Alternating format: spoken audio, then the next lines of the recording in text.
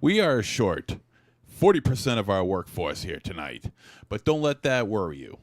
You know, we're going to be hit with more and more snow this coming weekend, but don't let that worry you, because Wolfenstein, Raven Shadow, and myself, Monster Zero, we're going to warm your hearts with nothing but comedy, with nothing but knowledge, and with nothing but trick or treat radio.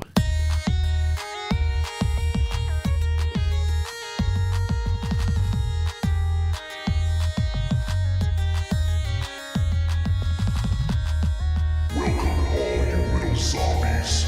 You're listening to Trick or Treat Radio, starring the Deadites.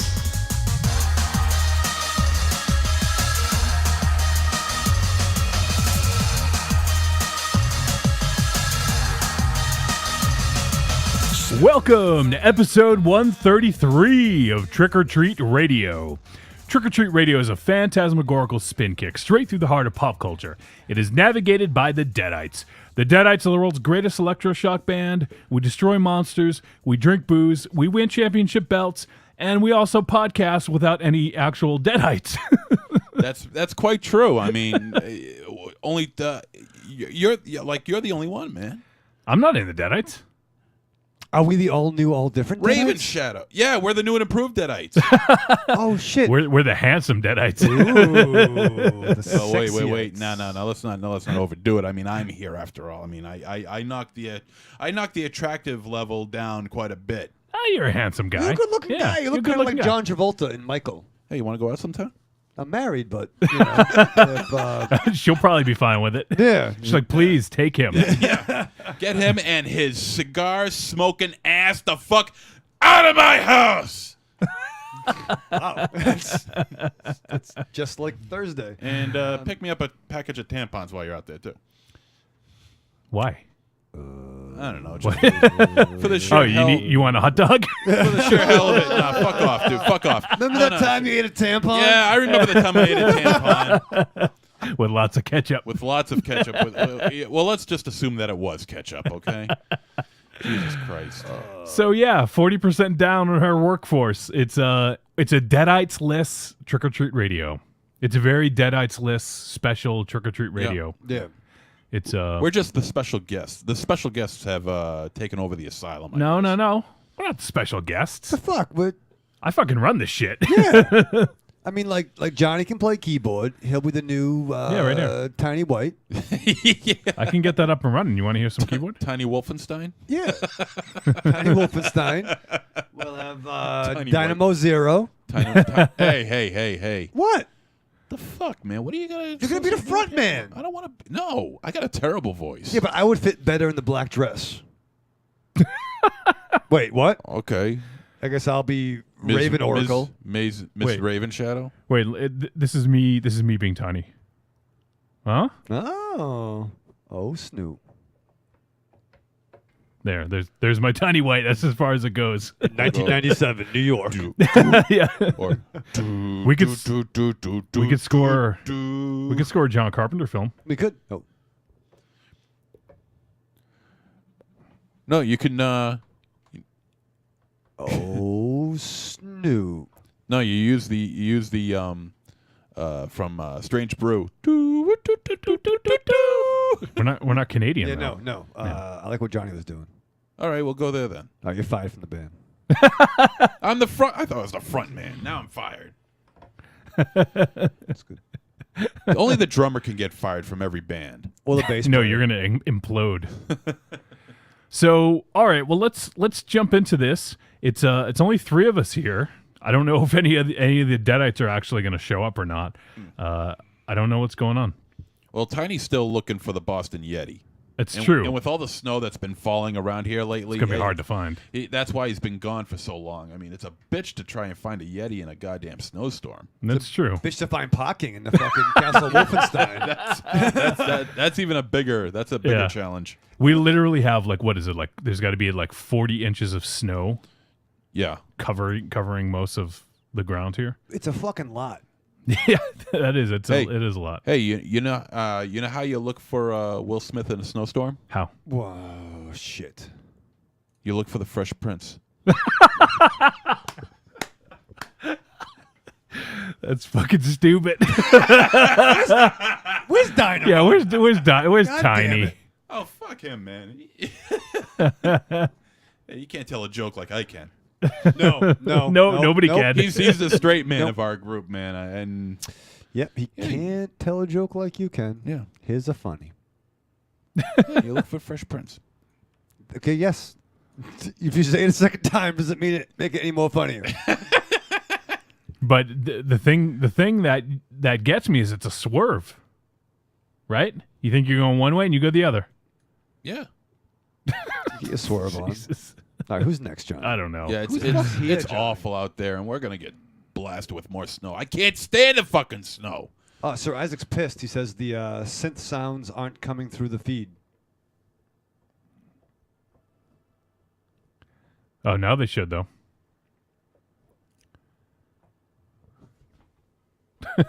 Amen. How about now, Isaac? He'll tell us in 45 seconds. All right, for the delay. I did have the sound down, so that could be why. But yeah, let me get that John Carpenter sound up again. Let's see which one was it? I don't remember. There's so many different fucking sounds on here. Escape from Necronomicon. Yep, that's it.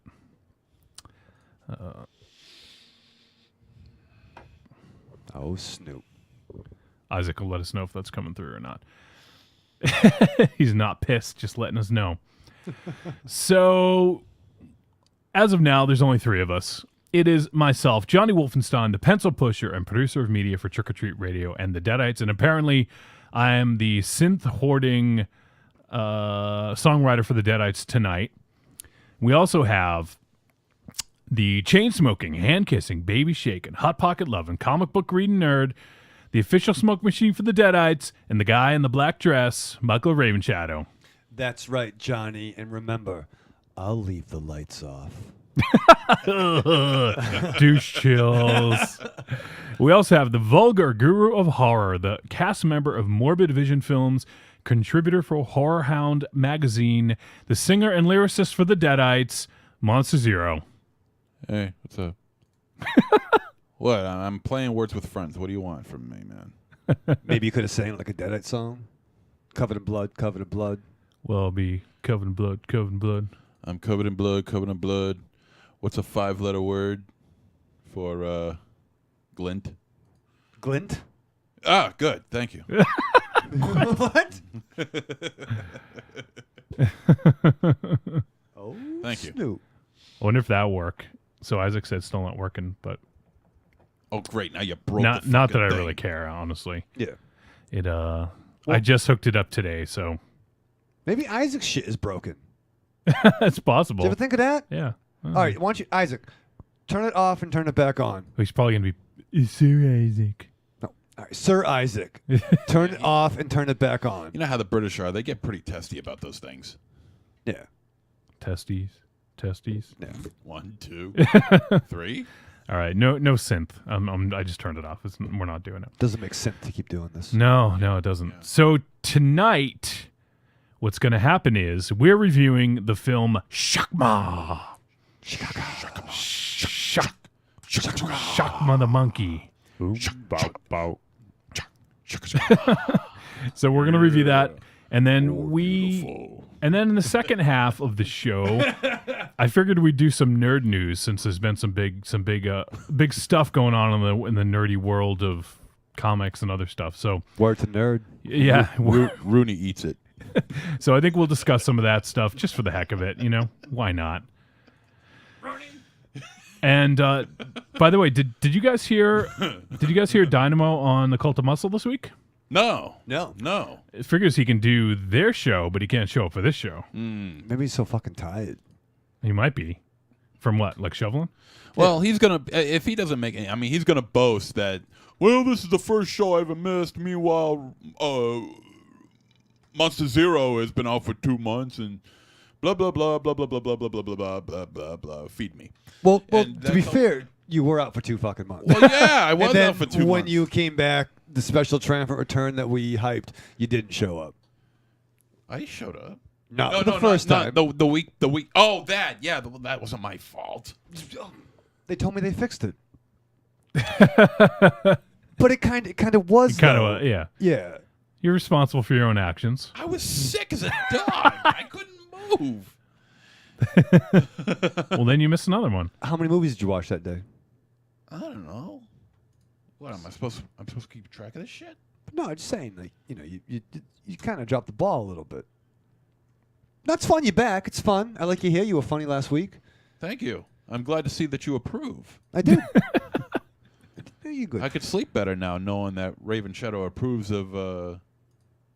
Did you use my content? Did you use the Raven shovel? Oh, I have a Raven shovel in the van. I might go get when I go for a smoke break. Holy fucking shit in a Shanghai fucking basket. Oh, sorry, that's in studio. I'm playing the film for next week. I just had a real quick. I had to check something. We'll talk about that later though. But first of all, so you guys didn't hear Dynamo and the Cult of Muscle? No. Okay, well, it was a good show, first of all. And Dynamo had some technical difficulties, it sounded like. He was using Skype on his phone because, I don't know, his Mac wasn't working or something like that. So, anyways, I just wanted to play. There's a really, they had a really good point. They were talking about film. They had a really good point. So, I just wanted to play this for you guys because I thought you guys would like to hear this. So, sure. Yeah. Let me go ahead and cue this up here.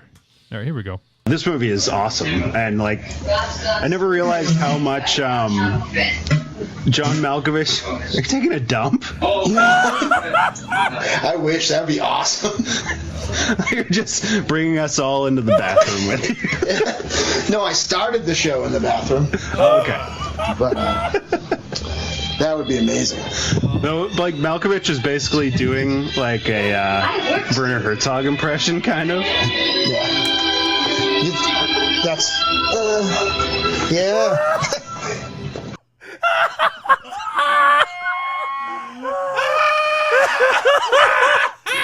Dynamo definitely shit. He was shitting.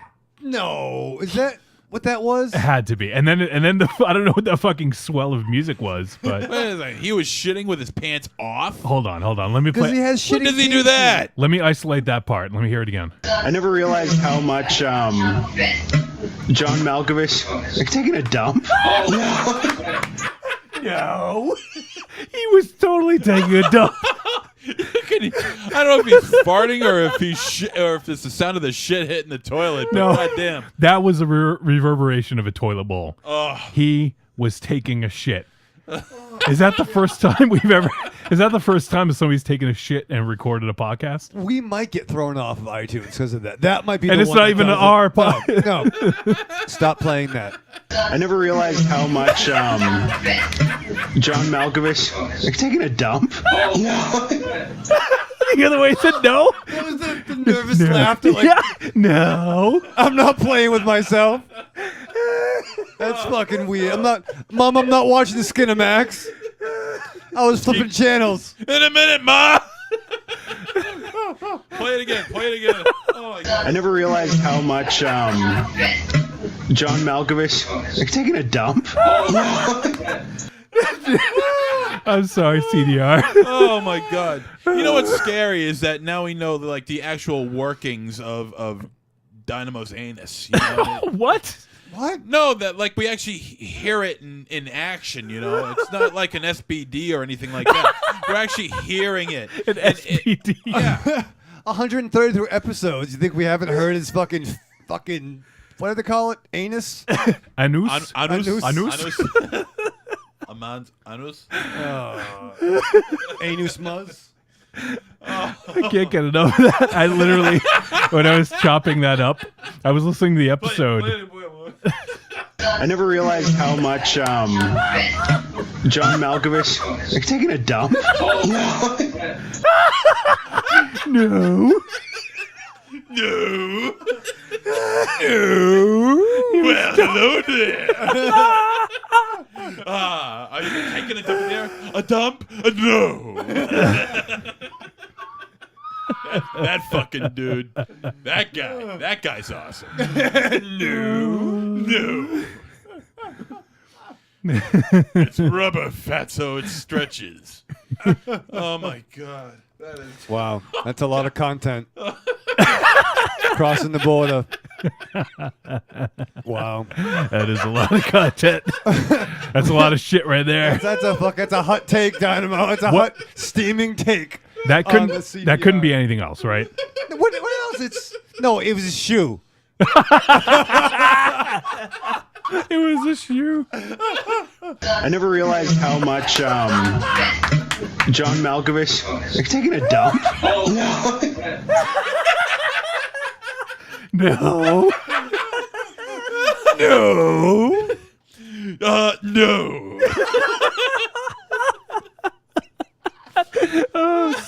I'm sorry, CDR. Are you taking a dump? Yo, CDR, just call us, man. We'll help you out, man. We'll.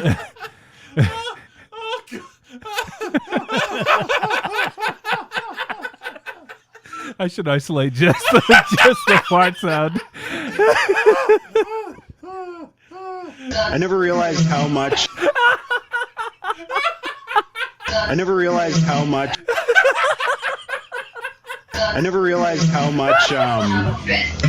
John Malkovich. Are you taking a dump?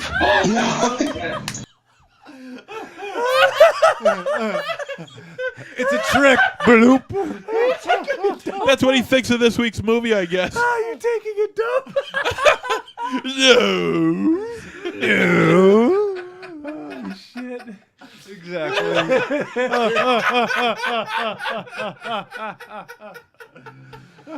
Remember, children, wherever you go, that's where you drop a deuce. Oh, boy. Oh, it's like he's in the studio. Only it smells a lot better. Yes. Wow. Oh, man. Wow, we're sorry, CDR. Don't be apologizing to him. If it wasn't for, Why? If it wasn't for him, we wouldn't have this content. Yeah, but it's not CDR's fault. The guy's. Yeah, but he added on, is that guy taking a dump? No. I mean, he just played right into it. It was awesome. Well, yeah, I mean, it's happening live. I love Dick.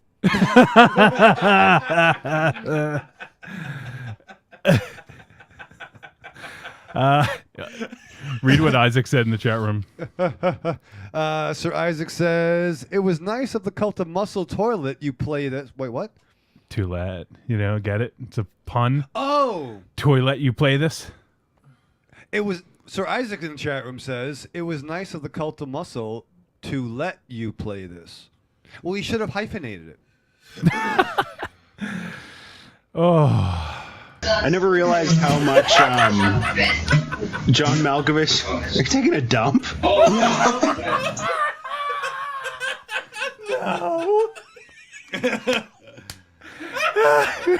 This could be our shittiest episode ever. Are you taking Well, a we know dump? it's the Cult of Muscle's shittiest episode ever. Oh, that's funny. No. Oh, God. So, woo.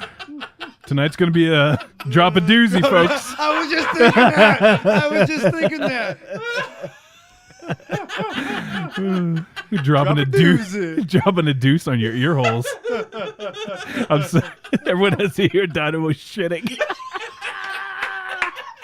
I never realized how much John Malkovich. Are you taking a dump? He's got some pretty busy action going on down there too. I mean, it's not as simple as squeezing a loaf out. I mean, it sounds like fucking real like it's shitting. It's like rain shit. It's like diarrhea. It's really bad. Oh my God. And this is the guy that's supposed to be eating healthy, and he's shitting like that. Oh man. What the fuck is that? What the fuck is that?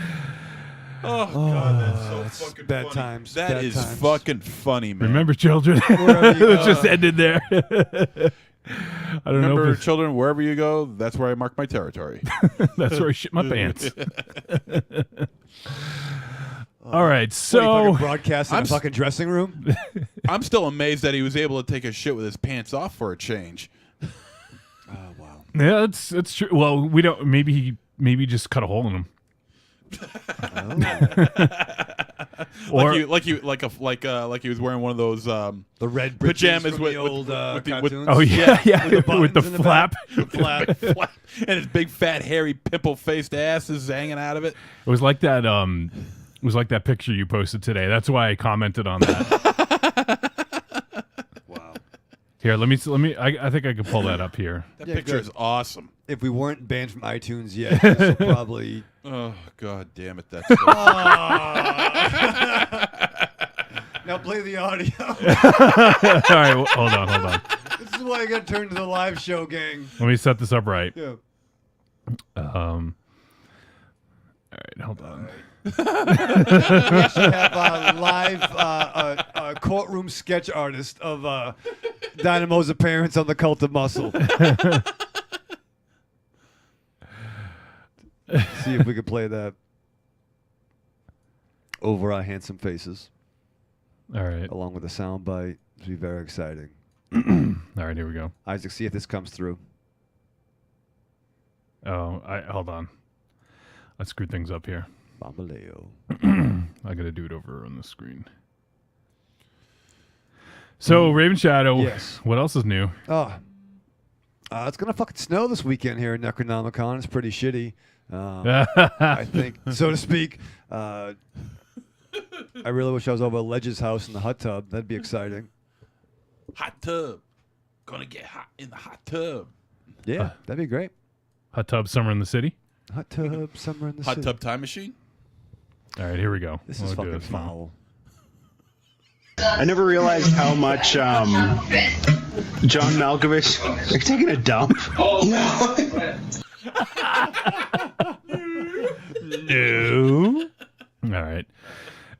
Maybe that'll pop up later. Enough of that.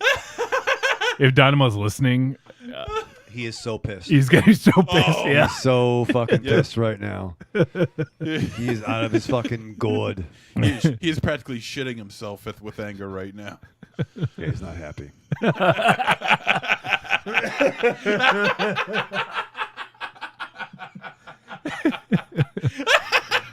This probably isn't going to make much sense for the podcast, folks.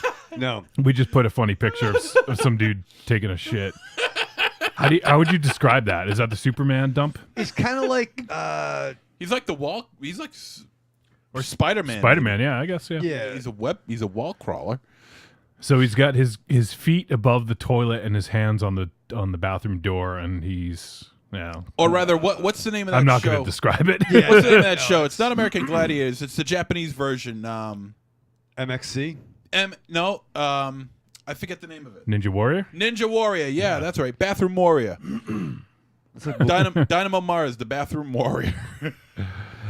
All right. Probably go to commercial. Yeah, and, we should go commercial soon. maybe But get some before we do that, I updated the website. I don't know. Did you guys take a look? Oh, hey now. Yeah, you did. You updated your website? The Trick or Treat Radio website, that is. Oh, hey. So we got some. Actually, you know what? I can do this on XSplit. If you're watching the XSplit! live show, if you're watching the live show, you can check this out. So here we are. Click on the merch. Boom! Look at this Deadites logo now. We have all XXL ordered, and it's going to be a little uncertain about buying stuff online. It's all secure. You can go ahead and Shit. So if you're the size of a small, Either bulk up or slim down. We got your size. so here you go. Deadites logo T-shirt. and see if I think people do that for what reason? Why? So because they got to use more cloth to cover your fat ass, or large, or tundra size. So so come on down. Bring the kids. Or log on. Or log on and strap on. So look, we'll just put a fake address in here. $5 for shipping. There you go. $20 if you're international. I'm sorry, it's gonna be a little bit more. It's gonna be like $15 for shipping because that's expensive. Come on, Eb. Yeah. So there you have it. That is what's going on there. Also, how do I get out of this? I want to leave this. Why would you leave this? Why don't you just buy more? Yeah, why don't you just buy it? Yeah. Buy another shirt for your nana. Yeah, that's a good idea. Your nana probably loves Yeah. the Deadites, right? It's unanimous. Well, or she might not love the Deadites, but she loves Trick or Treat Radio. That's true. So also, I put some awesome links on here. I saw those. I was checking that out. So these are friends of the podcast, whether they've been on the show as special guest co-hosts or whether we've talked about them or whether they're big supporters. Here we go. Speaking of which, Cult of Muscle right there. No You shit. can Yeah, go here. we might lose them as a friend. After. Yeah. You can go hear Dynamo's appearance on Cult of Muscle. We have, look at this. Look at all this shit right Yeah. here. Huh? So many friends. I mean, it's hard to. You don't want to leave somebody out. But No. I see you've left out Morbid Vision Films. You son of a bitch. We haven't had him on the show. Let's make it happen. Yeah, if only we All knew right. somebody who knew the guys from Morbid Vision Films. I If think I only can, we had. Is he in your phone right now? He is. I Call can him, make it call work. him. Call him Right right now. Have him come in studio. Also, right here, I'm going to click on this link here. This is if you go to, why is that so small? There we go. Okay, so if you go to Steven Scarlatta's link, if you follow the Jodorowsky's Dune picture, Yes. he's got a really fucking cool site. It's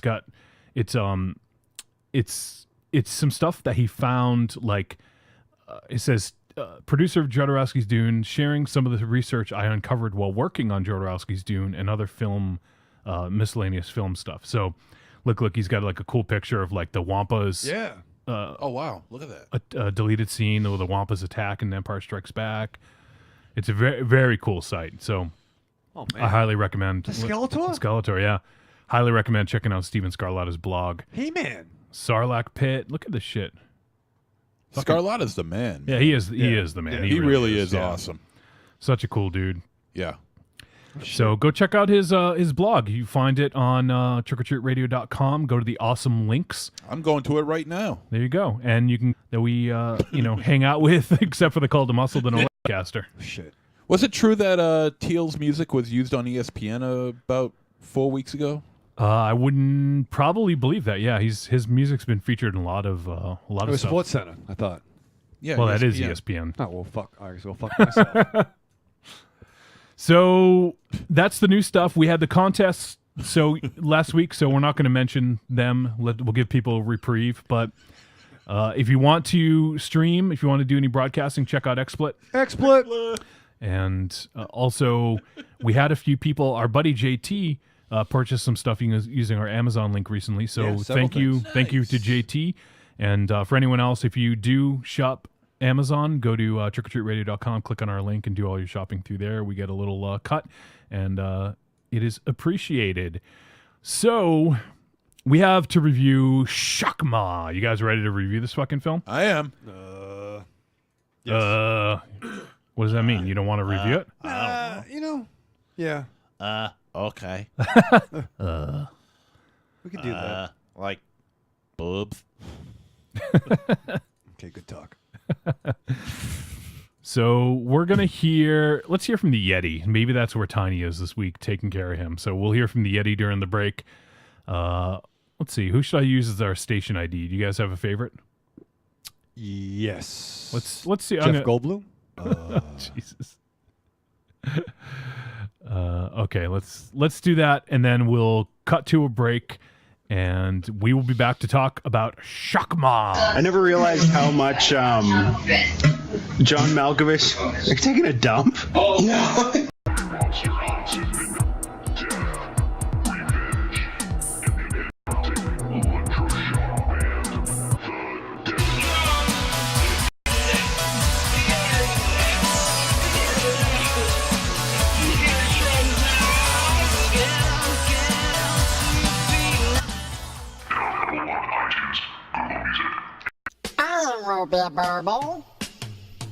What's up, y'all? It's me, the Yeti. Telling all the ladies that they couldn't be more fine and that we should knock those boots like Frankenstein. When I want to get my nerd on, I go to Facebook and I go to the Trick or Treat Radio Facebook group. That's the place where I get to talk about all the hip new horror movies, all the cool games, you name it, we're talking about shit on there. And you could not be any cooler. Just go to Facebook, search This is the Yeti. Is that a,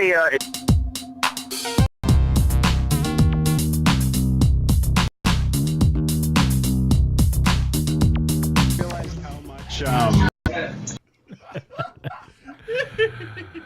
All right, we're going to review Shak-Ma comment in the chat room. He said, on a top 5 list of the things Dynamo regrets, that soundbite is number 2. All right. Shak-Ma. What? Oh, Tom C. Still has his strike-throughs, his text. He says, is it just me or does the video keep stopping for anyone else? It looks like we are dropping some frames, Tom C. So I don't know if you're going to hear this, but I don't know. Might be the internet. It looks like it may have fixed itself, but we'll see. We'll keep an eye on it. So Shak-Ma. This film was rated R, 100 minutes from 1990. This horror film was directed by Hugh Parks and Tom Logan. Stars Christopher Adkins, Amanda Weiss, Ari Myers, Roddy McDowell, Rob Edward Morris, and Typhoon as Shak-Ma. Typhoon from the natural disaster. No. Yes. And earthquake. Yes. So the synopsis here is very brief and to the point. A wild animal attacks people trapped in a large tower. That's probably a bit too... That's a little bit too too general. vague. Yeah. It's, Just a bit. Let me Should read they this give away one. Too much, but that's a little too vague. Let me read this one. An experimental drug that is supposed to reduce aggression has the opposite effect on a baboon that is being experimented on by a group of medical students and their professor. While they are playing a fantasy role-playing game in their research facility, the baboon escapes The baboon. and begins hunting them down. The baboon. Baboon? Baboony? baboon. All right. So, Shak-Ma. Yeah. Yeah. This, I don't know how I missed this, but I never saw this film. Had anyone seen this previous? Looking at the box art, I maybe have seen it at like an old mom and pop video store. But Yeah, I've definitely seen the box art, but I've never seen the film. No. Yeah, I've never seen the film before until just recently. I think I suspect why. Why? Well, we'll talk about it. So, all right. So this film, it's going to be hard to do our normal, like our linear review style because really, like, there's really not a ton that happens in this movie. The setup is, they're experimenting on Shak-Ma. What do? They open Shak-Ma's like opened up, and the movie opens with Roddy McDowell, who is the doctor, and he's experimenting. It looks like he takes a chip out or something like that. Yeah. Yeah. And then Like a microchip. yeah, and then uses a syringe and inserts some this experimental drug on Shak-Ma. Yeah. I mean, fuck. All right. Hey, I got something. Okay, go. You know what I mean? Like, it opens up to this tower that kind of reminds me of, I don't know why, the Clamp Tower from Gremlins 2 for some reason. I don't know why I thought that. But yeah, they're experimenting on Shak-Ma, and like Johnny said, they take a fucking chip out of him. They're running amok, but they have to really hurry up because once all those medical experiments are done, they got to get ready for the big role-playing game that's going on later that evening. Yep. And I thought it was funny how there was the student that was like the plant that he wanted to join the game. And it was a big secret you had to get in on the game, right? Yeah, that was Yeah. Richard. Richard, yeah. What a stupid name, by the way. I know. Who would fucking name their kid that? Jesus. Some dick. I can't fucking wait for that fucking noise. So they got to hurry up. Big treat in this was my man Chris Atkins. Oh, yeah? You're a big fan? I am, because this is the guy that reminded me of like made-for-TV Luke Skywalker. Like, he could have been Yeah, Mark Hamill. I thought, at like a few points throughout the film, I was thinking budget Mark Hamill for sure, yeah. You know what I'm saying? Like, and he was in the piece of shit. Well, not that the first one was fucking high art, but the second return to the Blue Lagoon. No, he was in the original. Was he in the original? He was in the original with Brooke Okay. Shields. Yes. Thank you. But he had that kind of Mark Hamill type vibe to him, and like he could have been Mark Hamill. Like a Star Wars was a TV show, so I always liked him. Some way, he also kind of reminds me of the guy from Sleepwalkers, Oh yeah. I know who you're talking. who about. would have came later, Yeah, I know who you're along talking with that about. like Mark Hamill kind of mold. Mhm. So the big role playing game's going on, and Roddy. Let me talk about the role playing game real jump quick. in. So the role playing game, it was like a live action role playing game. LARP. So they had like one of the guys, what's his name? Benjamin. Let me get it real quick. Bradley. So Bradley was he like programming it or something like that? And he's all excited. So you see like this visual layout, and like some of them had like almost like GPS trackers on them, right? Mm-hmm. Yeah. So they could tell, so the professor, Roddy McDowell's character, could see where they were, and they were like calling in with walkie talkies to like to communicate with the game master. It actually was kind of fucking cool, and probably something we would have done in the late 90s, right? It's fair. I mean, like, we did it on Denny's table. But yeah, Roddy McDowell, he was the game master. And for all the guys, and there's a couple things about that. You know what was scary? I'm going to fucking get to what was really scary about this fucking movie. But Roddy McDowell was a game master. Welfare Luke Skywalker seemed to be the leader. There was a black guy. There was the chick from Better Off Dead. Yep, and Nightmare on Elm Street. Nightmare on Elm Street. Amanda Thank Weiss, you. Yep. As the quasi love interest, but I like the fact they had to get a princess. Yeah, really. Who was that girl? She was Ari Myers. What else was she in? A bunch of 80s shit. Yeah, she's cute as hell, man. Cute as hell, but also looked really underage compared to Welfare Luke Skywalker. Well, she was supposed to be, right?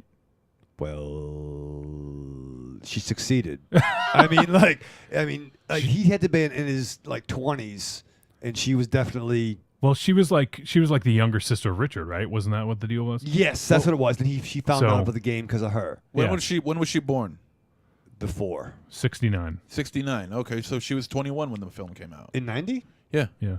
So she was in Kate and Alley, I think was what she's most known for. Oh, Snoop. Yeah. That was my jam and back Dutch. in the day. Yo, yeah, Snoop. Oh, yeah, man. With Ed O'Neill. That was my jam, man. Yeah. So there you go. Yeah. What else was she in, though? Oh, yeah. Yeah, I thought the idea of a whole role-playing game was just for the, a pretty lame-ass backdrop for the reason why a fucking monkey, a fucking baboon, would be fucking rampaging himself all the way through this tower. And I'm not even going to call it a tower, because calling it a tower is stupid. It was like seemed more 7 like floors. it was like a facility or yeah, I'll call it a facility. I won't even call it a hospital. How about a building?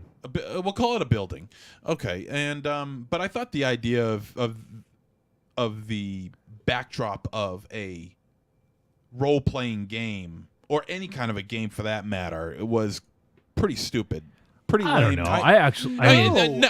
Take away the cool factor. Take away the cool factor because it was cool. It was cool. All that coolness of role-playing. No. Take away the cool factor. But what I'm saying is that just the idea of it, where you have like experimental animals, which I am not for, by the way, but animals being experimented on, a place of business, a place where chances are that it's being funded by the fucking state. And here we have this Roddy McDowell with a bunch of 20-somethings running around, playing Legend of Zelda, for Christ's sake. I suddenly had a Listen visual. to yourself. It's fucking awesome. I suddenly had a visual of a bunch of 20-somethings running amok at a certain restaurant chain. Yes. Maybe wrestling after hours. And people we knew had keys. And the biggest problem of this movie was the goddamn baboon himself, Shakma. He was just, it's a scary animal. A fucking baboon is a scary animal, right? I mean, it's small, it's big, got large hair, it's got big fangs, pointy teeth, and things like that. It's got an ass. It's got a big red ass. Yeah, It probably it's matches got an ass. Probably matches Dynamo's ass, probably, for all we know. I don't know, but it does have a big red ass, doesn't it? But I mean, all it did, and all the characters did, really, was just hide behind doors. The monkey was banging himself up against doors like he was like a Tourette's victim or something, and it just got repetitive after like I'd say about half dozen times. You know, I mean, it was the same thing constantly, over and over and over again. Get behind doors. The monkey's going to go after the door. Get behind doors. The monkey's going to go after this door. And it just got so fucking repetitive. And an animal like that is absolutely frightening. And the fear factor of this animal was completely gone. The film felt really, really hollow. It had a very empty feel to it. A lot of the B films back in the '90s had that kind of film stock, where it looked too polished, too bright for dark areas of dark lighting areas and shit like that, and it just looked terrible. I just headbutted Van Damme, and he's still standing, and pissed. it just didn't look good at all. The effects for the baboon attacking, was close up, and was either close up where you could get a prosthetic in there, a puppet, or it was just edited in such a way where the actor was never even in the same scene with the fucking baboon, and terrible editing too, I might add. I mean, I don't know if it had to do with the ASPCA being involved, just to make sure that the animal's okay, or if it was from the owner, or maybe it was just from Shakma himself, that or Typhoon, I guess you would say in this case, where let's call him Shakma. Shakma monkey, and but every time he got done attacking somebody, his mouth would be covered in blood. He'd rip the throats out of everybody, and then next thing you know, his face is completely clean. There's no blood, no trace of red on this monkey at all whatsoever. You think the baboon would have some sort of blood stain on him, and there was nothing. He was clean as a whistle. A very clean baboon. Well, I mean, they probably had a lot of wet naps. They on probably, that floor. yeah, they might have. But I don't know. And Christopher Atkins, who I think is better, I loved him in the Pirate movie, because I fucking love the Pirate movie. One of my favorite musicals. And It's called the Pirate movie? it's called the Pirate movie. Not the Pirate of Penzance. Exactly, and it's a comedy. It's a comedy take on the Pirates of Penzance. It's called the Pirate movie with Christopher Atkins and Christy McNichol. Oh, there you go. Yeah. Oh, it's a great flick, funny as hell too. And I don't know, man. He looked like he just didn't know what to do anymore. He was there just to collect the paycheck. The eyes, he had like these gazing eyes that You just dive into. no, not that, Just swim around. no. 6'2", eyes of blue. I would just dive off a cliff, man. Like 'cause an azure sky in deepest summer. He looked As your sky. Azure sky. As Oh, we gotta do that again. Oh, we did that already? Yes, we did. No. He looked absolutely lost. He looked stupid in this movie. He really did, because he had these. The look on his face was just absolutely ridiculous. Like it didn't match what was going on at all. And poor Amanda Weiss. I mean, Jesus Christ. Oh, this poor girl. I mean, she goes from Nightmare on Elm Street to Better Off Dead to fucking Shakma. It's like, In one fell swoop. oh Bad my resume. God! And she was at the Rock and Shock a few years ago. And if I had known that she was in this movie, I would have asked her all sorts of questions about it. I would have said, "Hey, Amanda, you know what? Fuck Nightmare on Elm Street. Fuck Better Off Dead. I want to talk to you about Shakma." Probably thankful. Be like, thank you. She probably would. She probably gets sick and tired of listening about Nightmare on Elm She's Street. like, Shakma's my joint. Yeah, I was really into that. I fucking love that monkey. And I just thought it was just slapped together really bad. And the worst part about it is that it took two fucking directors to make this piece of shit. Yeah. That's the most Yeah. insulting thing, is that it took two directors to make this piece of shit. Really. What I liked about, I mean, the role-playing gimmick was kind of silly, yet kind of taking it back to some of the stuff like we watched. Maybe the new, I don't know what the word you want to call it, but like in found footage movies or the haunted house movies, how you can't sell the house, or you won't want to give up your mortgage. It gave the characters a reason to be there. So they could they could okay, we're playing the game. And plus, it separates them naturally, as opposed to every movie where. Yeah, but should that be the backdrop for the reason why that they are naturally separated is because of something as ridiculous as throwing in like you have to have a reason for people to be in this kind of like peril. Like, why else would you be in this situation to get attacked by a giant baboon? Because you're playing a fucking role-playing game after hours, and that's when shit happens. And that's probably something that would fucking happen to us. Yeah, very well could have. Like, oh shit, where's John? He's in the ball pit. With a fucking monkey. With a fucking monkey. Let's go to ground round. For those who get it. You know what I mean? Like, so, and I kind of had a little fucking man's best friend kind of vibe to this. Like, it was kind of like out of all the beasts or ghosts or goblins, like, okay, it's a giant fucking monkey. It's Die Hard with a monkey. Die Hard with a monkey. That's really what it was. All right. I can see that. So, for me, when I was watching it, and I think you were sort of getting at this, MZ, but the film really felt like a fucking daytime soap opera. Yeah. The way it was like filmed, the way it looked, the way it was lit. Granted, a really awesome daytime soap, because if daytime soaps had, fucking raging baboons, I would probably watch them. But yeah. But to me, that's the feel. I had it felt like that. It felt like a fucking soap opera. Made for TV. Yeah, it just looked really bad. It looked cheap, very cheap. And I know it's 1990, but that's no excuse. Look at I don't know, any like there's tons of movies that we can name that look good. This movie when just was did Terminator? not look good. Well, I can go back even further. Look at 2001 and 1968. It still holds up, like Wait, whoa. What year was it? 1968, 2001. Oh shit. The monkeys, with the box. The monkeys. Oh shit, come full circle. Yeah, exactly. It's been 2002.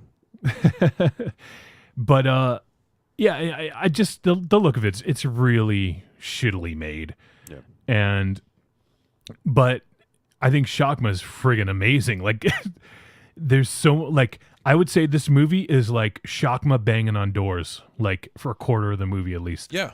That's the thing, and like it wasn't like he was behind the attacks. They just came to his floor. Like, don't go to that floor.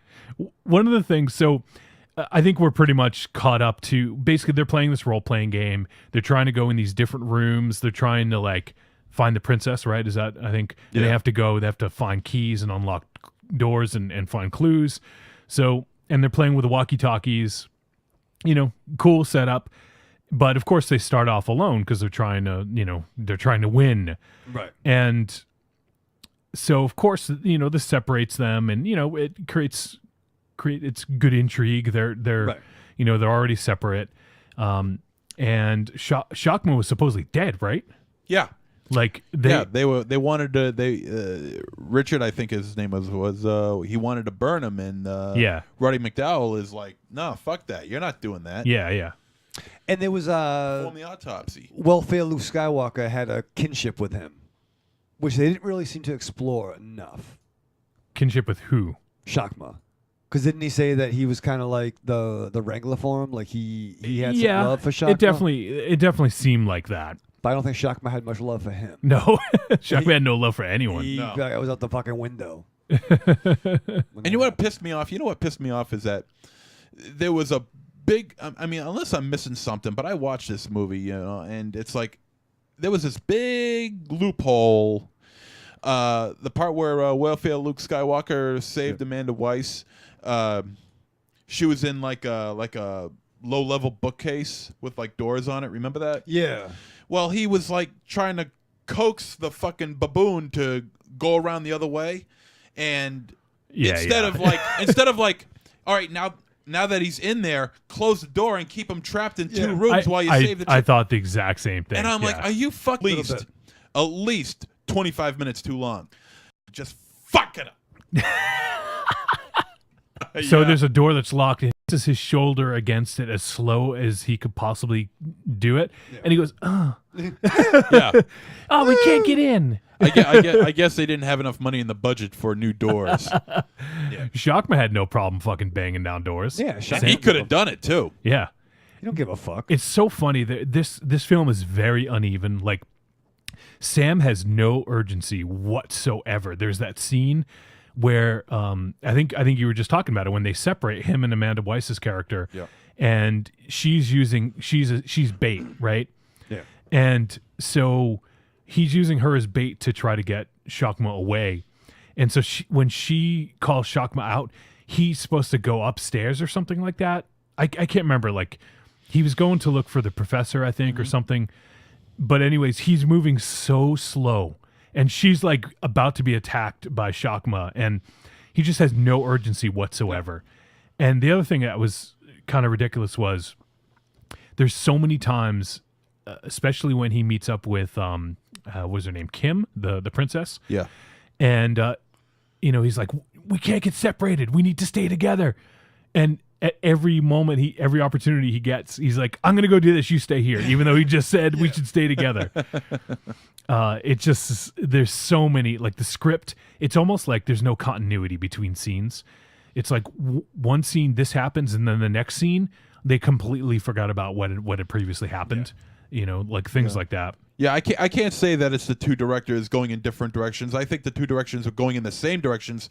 Just the wrong ones. They were just going the wrong ones. Yeah. Exactly. They were just fucking up left and right. What about that fucking light? Amanda Weiss's character gets that light. She's like, oh, let's get that light. Oh, yeah. And then it doesn't fucking do anything. Yeah. It worked once, and then that was it. Yeah.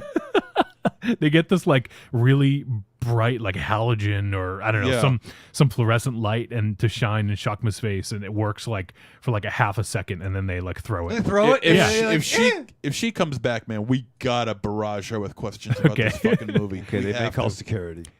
Did anyone notice how overly dramatic this film score was? Yeah. Oh yeah, especially the part where low rent school Luke Skywalker is carrying a certain victim. That build up, and he was just hamming up on that camera. No, oh my god, it was the Mark hamming absolute, it up. the most amazing look on a guy's face holding onto a body. It's unbelievable. Yeah, and the music just swells and swells and swells, and oh my god, it was so swollen. Fucking. My God. Shakma trying to open a door in this film was like Dynamo trying to open a box of Little Debbie's, I think. That's what I kept thinking, like,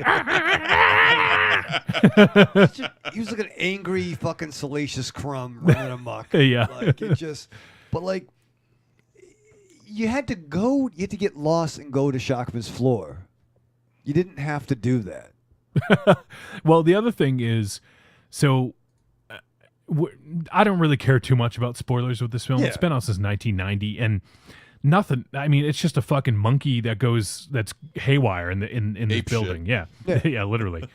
And but there was times. Holy shit! The abominable Yeti is here. Oh man, We have a Dynamo Mars sighting. Hey. oh my God, where? Let me turn his mic up. Look who's here. Hello. Hello. How are you? Good. How are you? Cold. Did you run the whole way? I got to so I got to like the church down there where DynaZero was from. Yeah. And Patty Ray Hall found me. Oh, nice. Oh shit. He just found you? Yeah. Well, I called earlier, like after I called 5 cab companies, and no one answered. So were you trying to save Tiny from destroying the Yeti? Was that what was happening earlier? No, I'm just homeless. Oh, so you're living up to your reputation, Right. down a hobo. So yeah. We're talking about Shakma, Dynamo. Nice. I feel like chakra. He covered welfare Mark Hamill. Yep, Chris Ratkins. I thought Welfare Mark Hamill was Mark Singer. Or well, yeah. Welfare Mark Hamill is Mark Singer. So who? What What is Christopher Atkins then? Oh, made for TV, Mark. Made for TV, Mark Hamill. Made for TV, Mark Hamill. I didn't think to look, but I didn't know what I couldn't remember anything that Christopher. Blue Lagoon, right? Was that the name of it? Was Oh, it? Blue that's that Lagoon fucking guy? and Yeah. Pirate Movie. Yeah, Pirate Movie, which is the Pirates of the Panzan spoof, right? That's really funny. MZ just said that like 10 minutes ago. Yep. Blue Lagoon, yep, the Pirate Movie, A Night in Heaven. He's been in a lot of stuff lately, which is Really? yeah. What else has Shakma been in? Typhoon, you mean? Shakma, he's probably in a casket right now. Aw. Yo, he was in Dallas TV series. Yeah, I don't know. Shakma was? No. Christopher Atkins. No. Made for TV, Mark Hamill. Yeah. Yeah, he was, I don't know, whatever. Dracula Rising, Outrage, Was he Dracula Rising? King's I just- Ransom. I just watched that he was Vlad.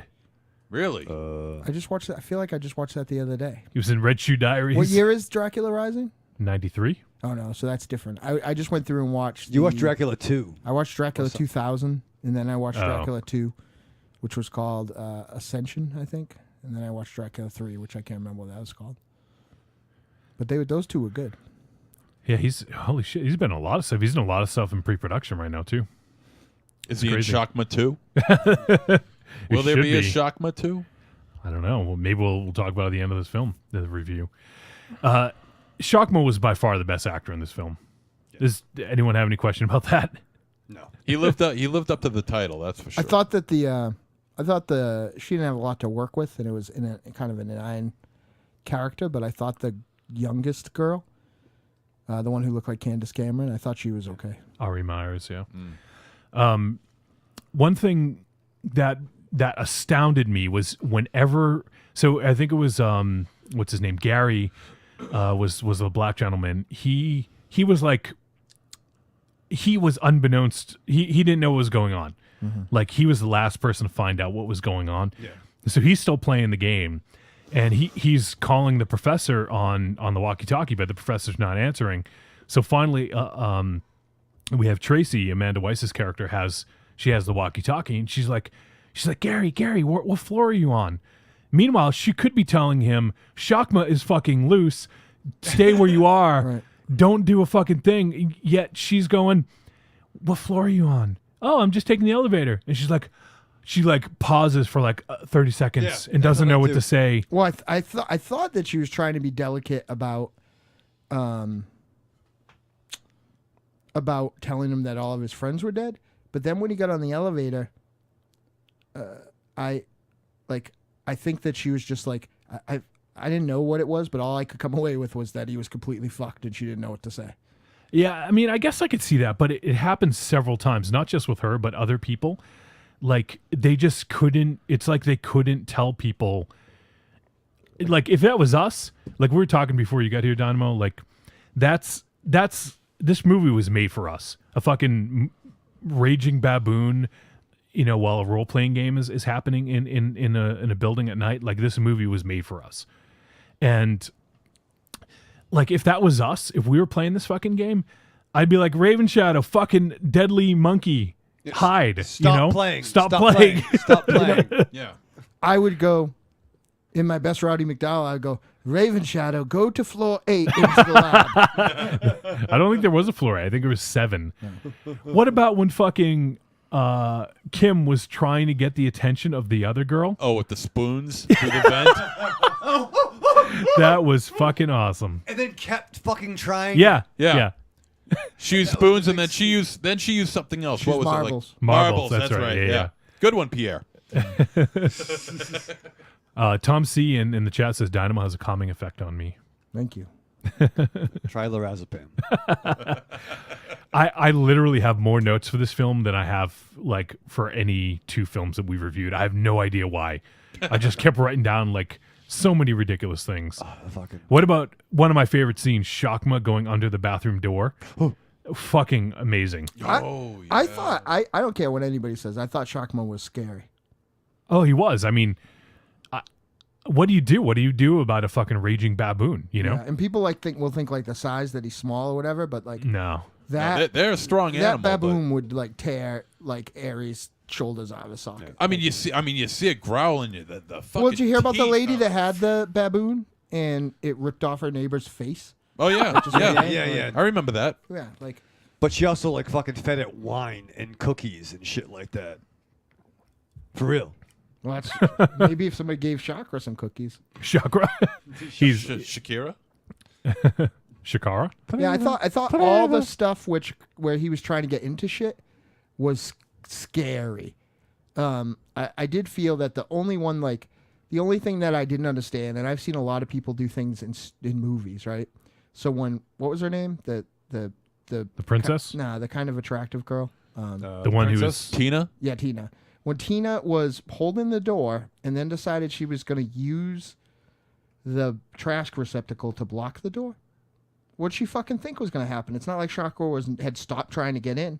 right. Like, and then she ran, like, I don't know, like, and isn't it weird that she's the only one that, like, put up even enough of a fight to, like, get away Yeah. for a second? Yeah. That was a cool looking scene, though, like, where she got pulled down again. Yeah, it was a cool scene. I mentioned this earlier a little bit, but I quoted, this is Sam. He says, the most important thing is to keep everyone together. 2 minutes later, he splits up with Kim. Right.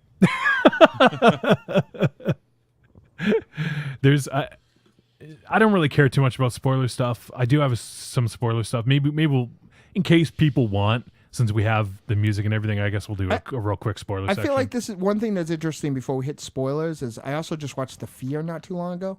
With Morty? Yeah, and this is Nowhere to run to, nowhere I to don't hide. remember. This matches up from when I worked at the video store, but like I always thought that this was much older than that because I felt like Well, it looks like shit.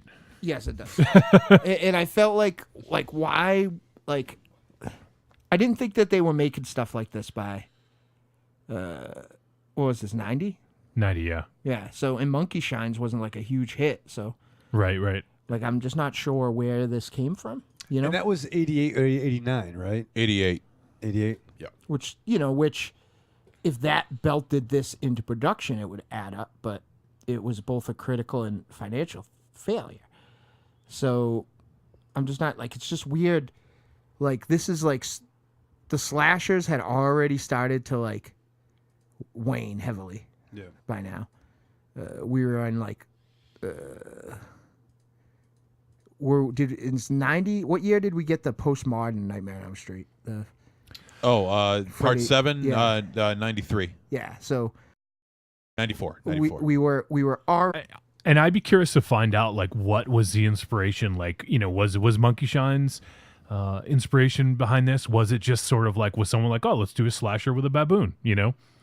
Which is sort of what it ends up being almost. Pretty much, yeah. Yeah.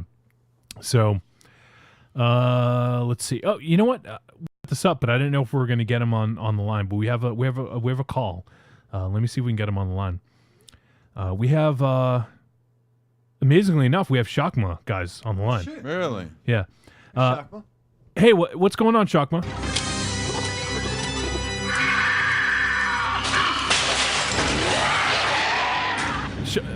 Shakma just fucked up the studio. Shit, hey. Put that back. So, do you guys have a question for Shakma? I'm kind of scared to ask him anything. Raven Shadow? Yeah, what was it like working with made-for-TV Mark Hamill?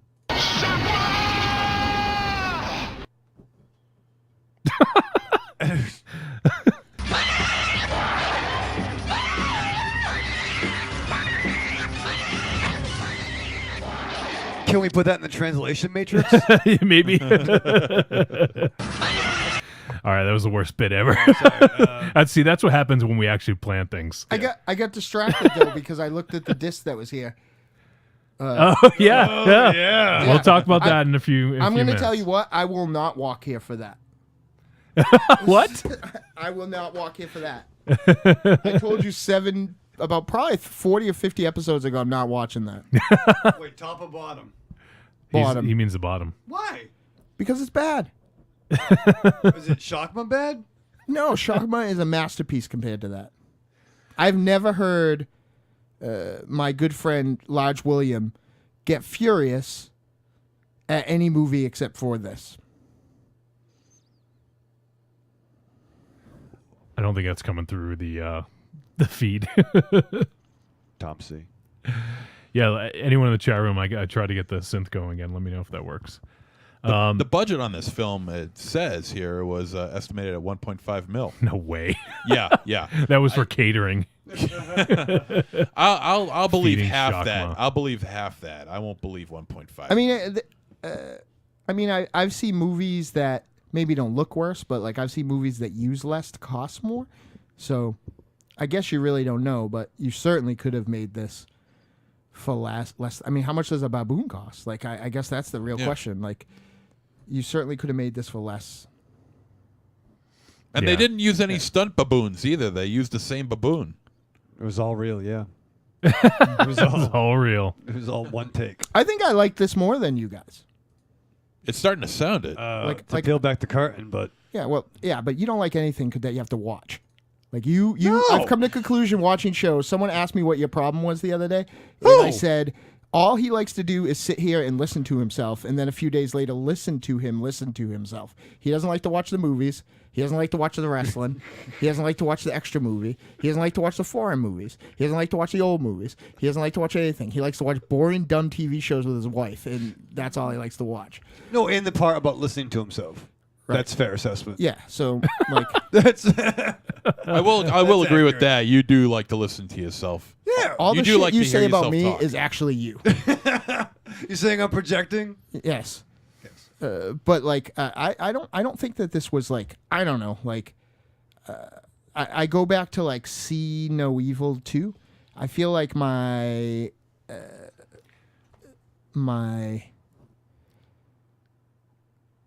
like I knew what this was, right? You know what I mean? Like I didn't expect there weren't my expectations were in check. And I think it was better than I thought it was going to be. Because there weren't really good slasher movies in 1987, and there were less really good. There were less good slasher movies at all in 1990. So, Like so, it was. Yeah, but really, this isn't. But I mean, this is a animal run amok film. This isn't really a slasher per se. Yeah, but I think that it like unlike an animal run amok film like Alligator or Jaws or like the Prophecy, like I think that this was blocked out way more like a slasher movie. Because in the animal run amok movies, a general trope of it is that like we're either hunting this animal now, or we know it's happening, and we're trying to like not get eaten by these crazy fucking birds that are all over the island, or we have to go out and hunt this shark before it eats everybody in on Cape Cod, which wouldn't be fucking terrible by any stretch of imagination. In this was the typical. Everybody wanders away by themselves, has a little sex, and gets killed. Like this definitely had more, more of a slasher bent than I think an animal amok movie. Yeah, I think so too. There's some spoilery stuff. I mean, this film has been out for 25 years, so I don't know. Do you guys want to actually do spoiler stuff or That's just awful that was 25 years ago. Yeah. I know, right? Here, I'll just do it real quick, and Yeah, I think in case, like if someone is like gung ho about seeing this fucking film and doesn't want any spoilers, we'll do a real quick spoiler. it ain't fucking Kaiser Soze.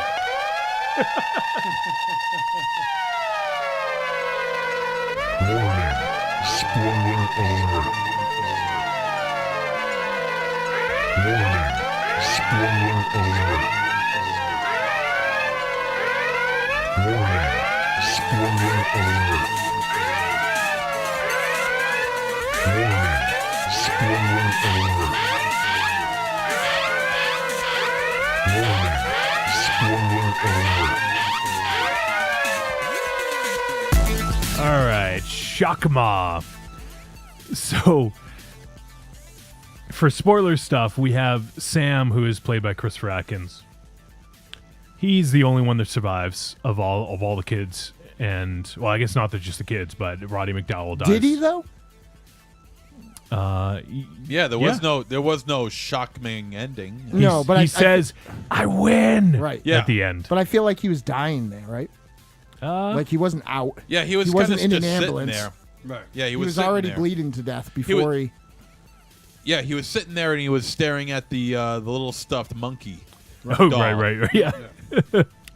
Maybe it was some sort of symbolic thing. I think he died. Always died. Yeah, that was my takeaway. But when he finds Tracy, Amanda Weiss's character, that scene, holy shit, classic fucking stuff right there. He's like so broken up, like it's like some of the worst acting I've ever seen. Yeah, it was pretty terrible. Fucking, I thought amazing. he was good. You know what? I'll disagree on part of that. I thought he was good when he found her in the stall.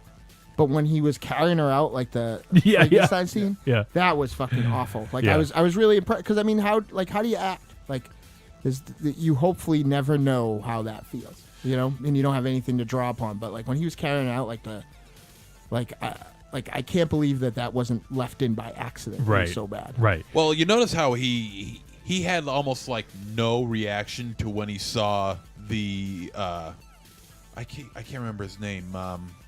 The black guy, Gary. I think Gary. Yeah, he had absolutely almost like no reaction to seeing him dead. Yeah. Everyone else he had a reaction to, a realistic, somewhat realistic reaction. But to him, when it came to that guy, he had no reaction at all whatsoever. He just saw him, he flipped him over, he started poking through his pockets, maybe looking for some money. I don't know. Yeah, he did. He did go for his wallet. Yeah, he did. All right, I think he took that guy's wallet out. What's up with Sam? So Chris Racken's character, he calls 911. What's up with that? Like they're like 911. What's your emergency?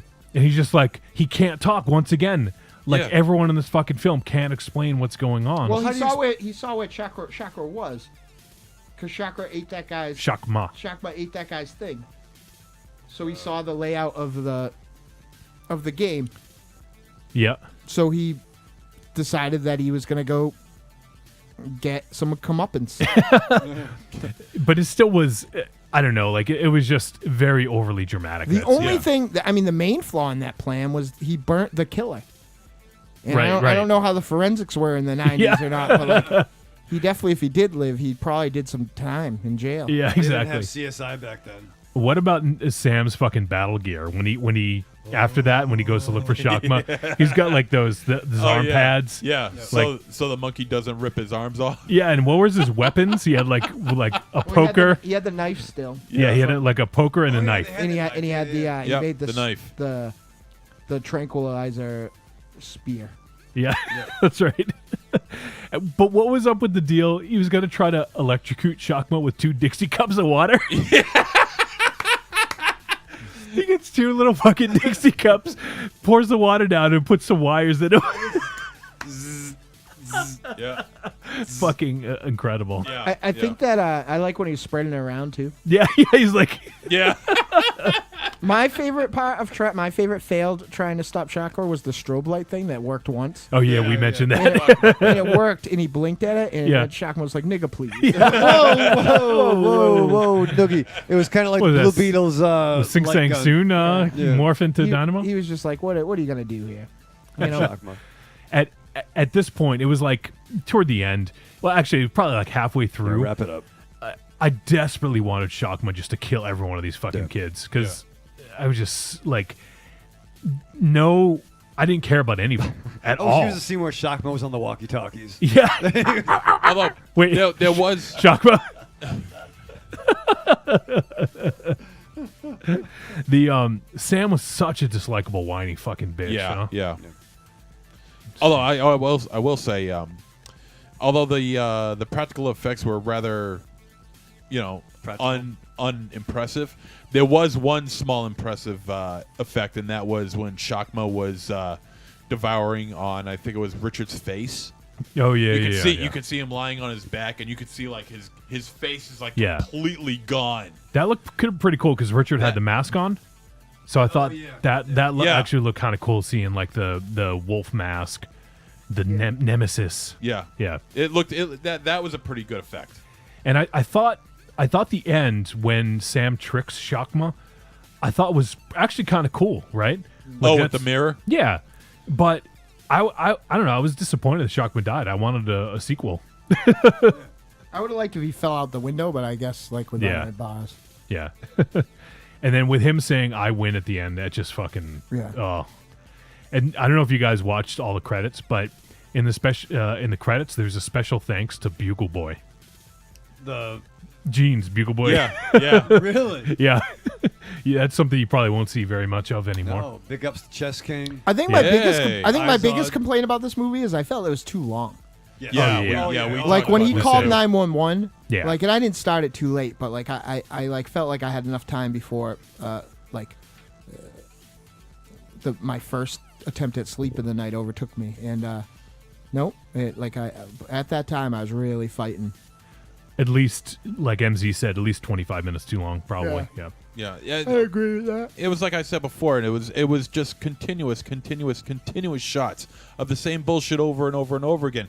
People trying to hide behind a door to prevent a fucking baboon to come over and try to knock the door open, and with equal amounts of time wasted of the fucking baboon knocking himself silly into the fucking door. Yeah, but I could have watched that baboon go mad all day. Yeah. I could too. I would have liked to see more of it. I could too, but I mean, you gotta pick And when he your would do moments. different techniques, when he would jump off one wall and slam into the door, like, I love that. Whatever works, man. I But love you got to that. pick your moments, man. And it was just way too much of that. All right. Any more spoilers? I think you are right, Monstezero, but I think that this comes down to, like, generally in these films, like, whether it be slasher or animal movies, like, there's a fake something or a stunt something that you can interact with.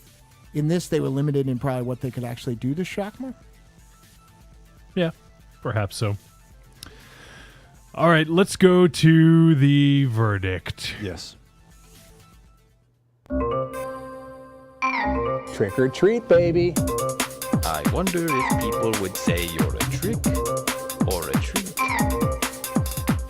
Trick or treat, motherfucker.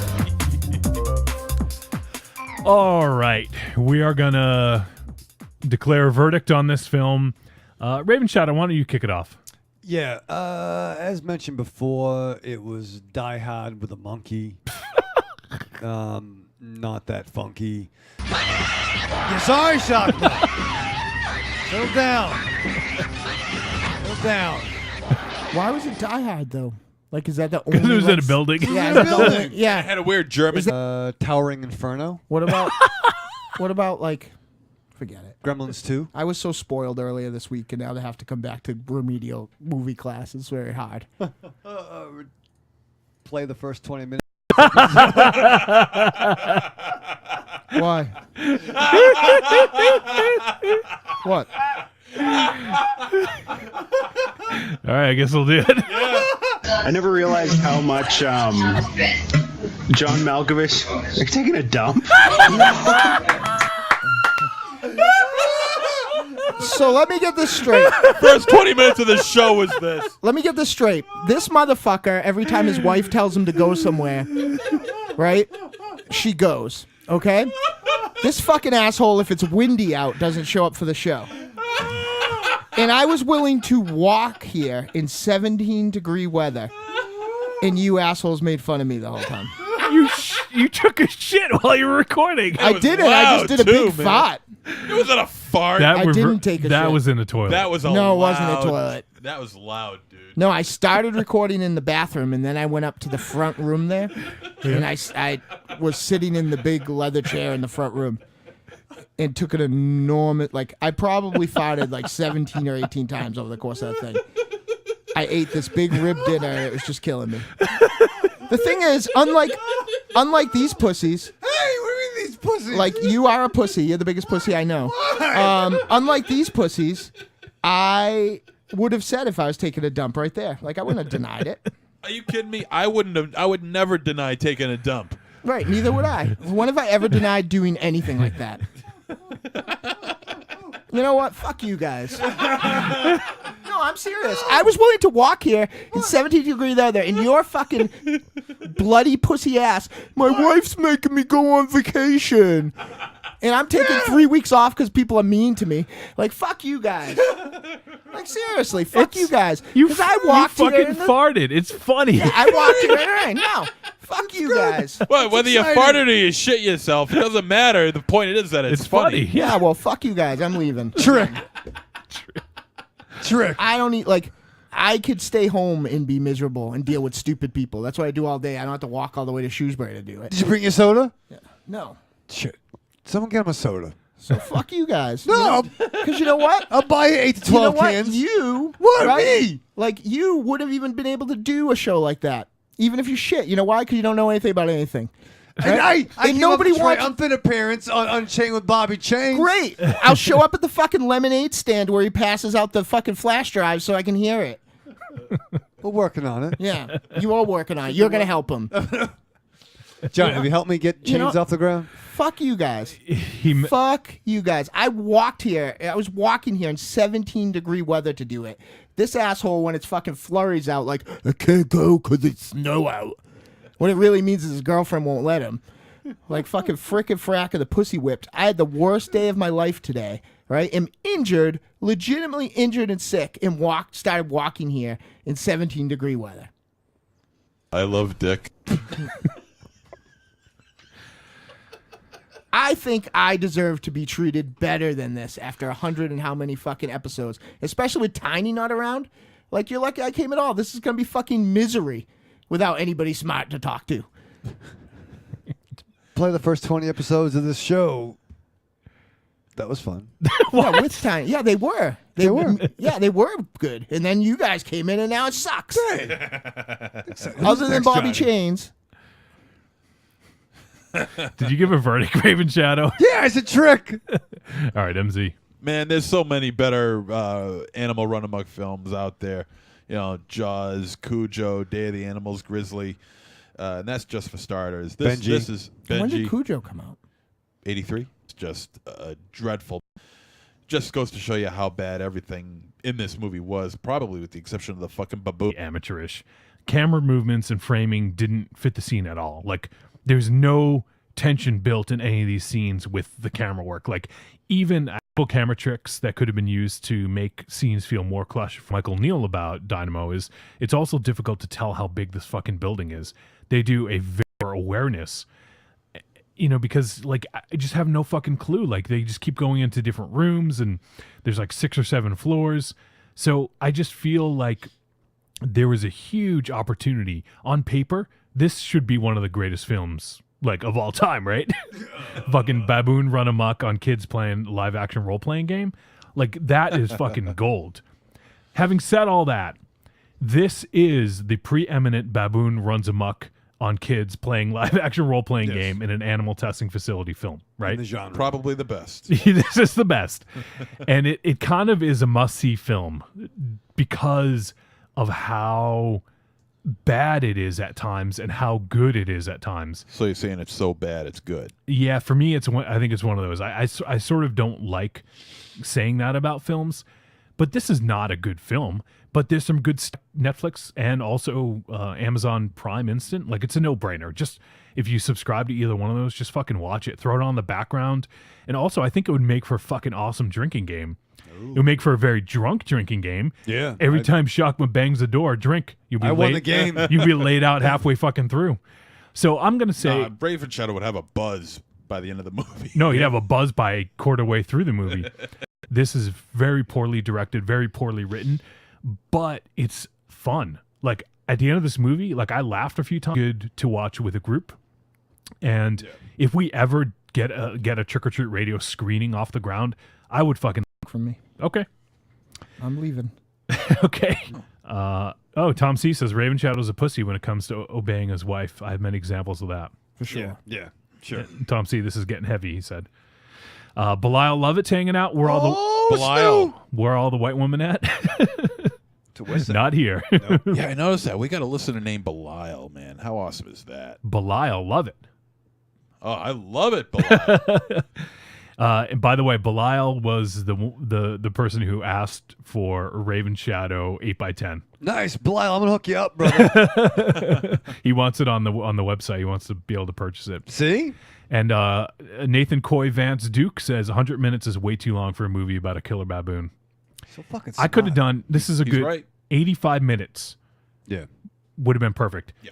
And boom, like 85 minutes, maybe even 80 minutes. You know, Maybe 60. short film. Short Maybe, film. Yeah. Teaser. Be a great trailer. Yeah, great. It is a great trailer, actually, because it has this line. Oh, let me pull it up real quick. It has this line in the trailer. Shocking audiences everywhere.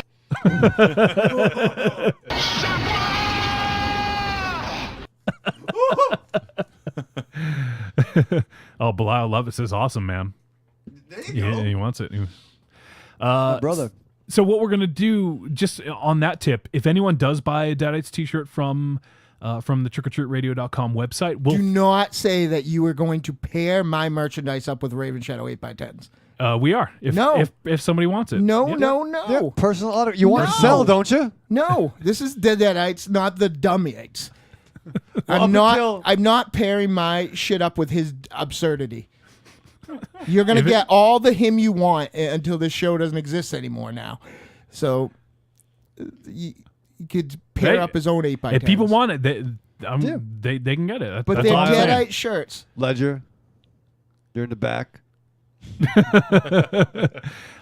Nathan Cody. Are you skipping your verdict, Dynamo? Yeah, I'm leaving. All right. Okay, leave. Stop talking about it. Like I deserve better than this, and that's all there is to it. Do you want to sign 8x10?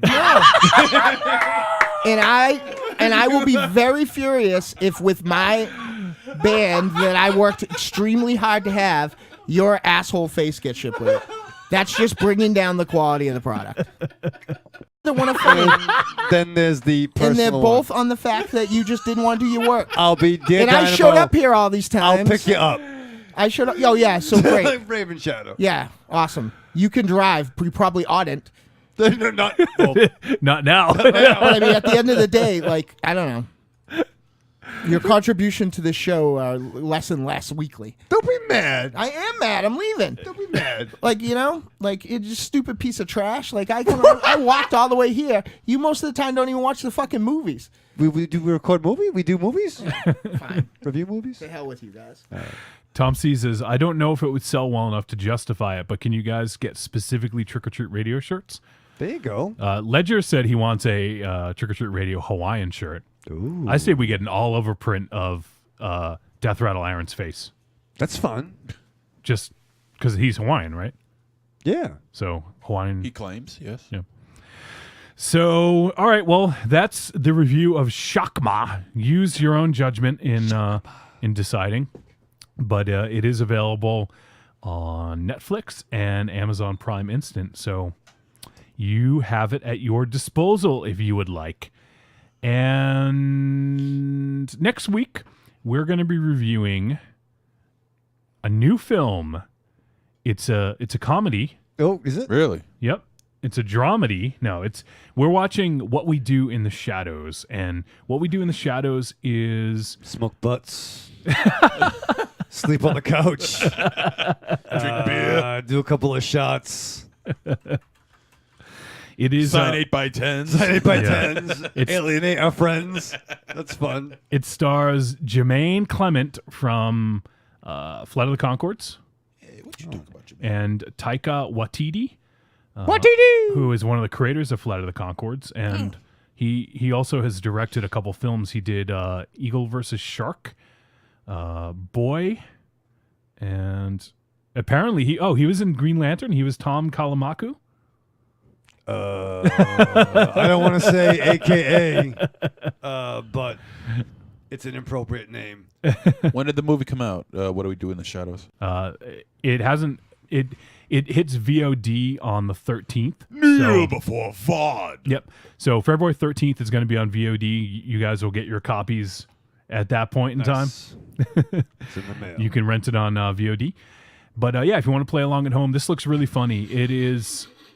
It's a comedy horror, and it's basically it's like a mockumentary about these vampires. So it looks pretty fucking awesome, and they have a Kickstarter going right now. I don't know if it's. Let me look it up real quick and see. Because they were asking for a bunch of money to have it released in America. Let's see if it's still ongoing.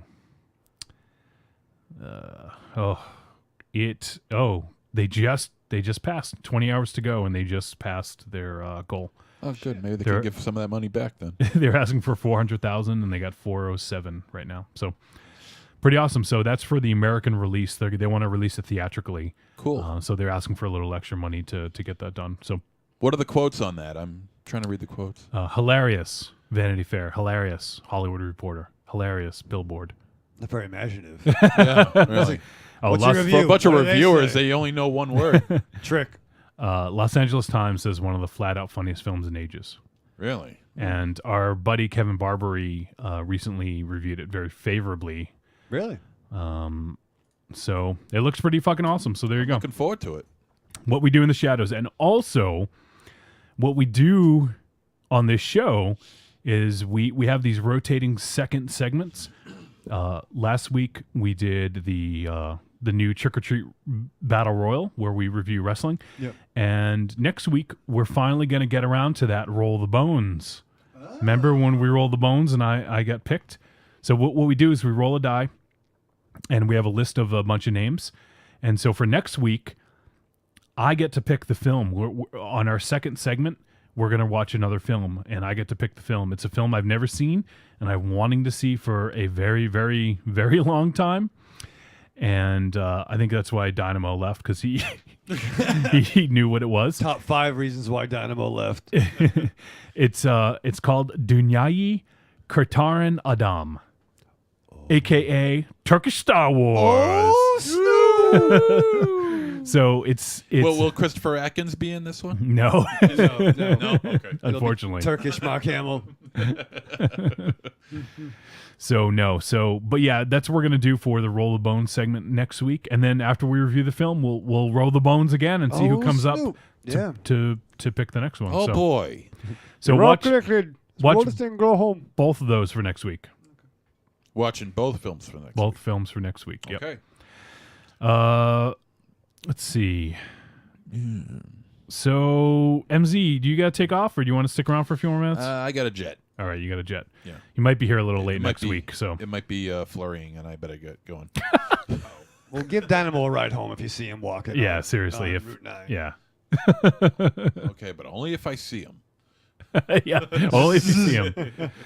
All right, so that's it for Shakma. That's it for our film review for this week. Next, we're just going to talk about some really dorky stuff. So maybe it's better if you leave, MZ. It might be too dorky for you.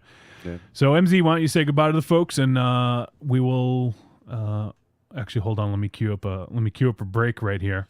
I didn't have one queued up. All right, so MZ, say goodbye to the folks, and right. we'll take a break. Yes, arrivederci, douchebags.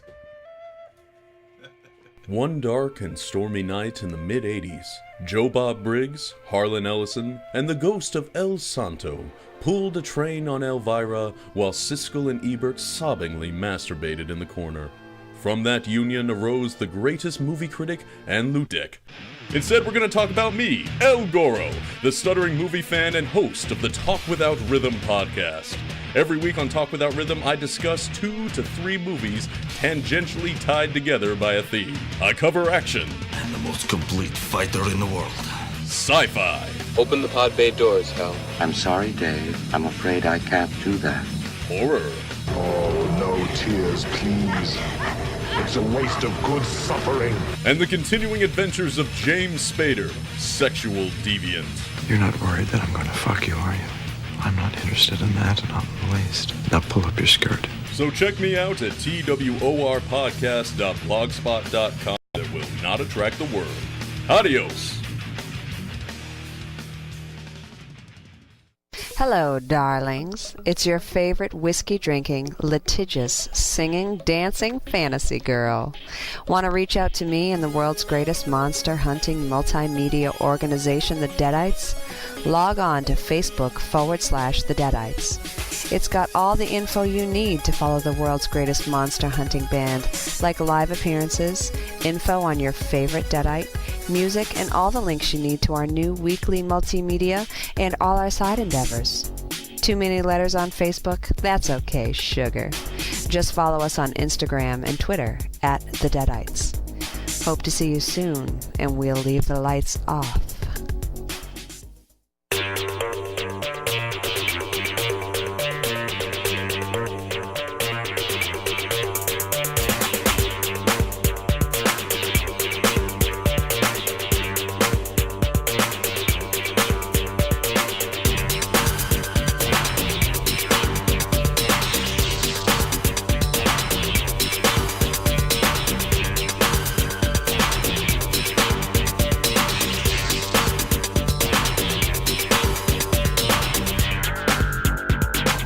And we're back on Trick or Treat Radio. It's just me in studio right now. Isn't that fun? Actually, no, it's me and Jean-Claude. So if you're watching live video, you get to see Jean-Claude Van Damme on screen. He's helping me out here while wait for Raven Shadow to come back in. And we have Jeanette hanging out in the chat room. She says, woo, late to the party, but hi, guys. Hello, Jeanette. Thank you for joining us. Thanks, everyone else, for hanging out. This has been an explosive show, that's for sure. It is weird, Tom C., isn't it?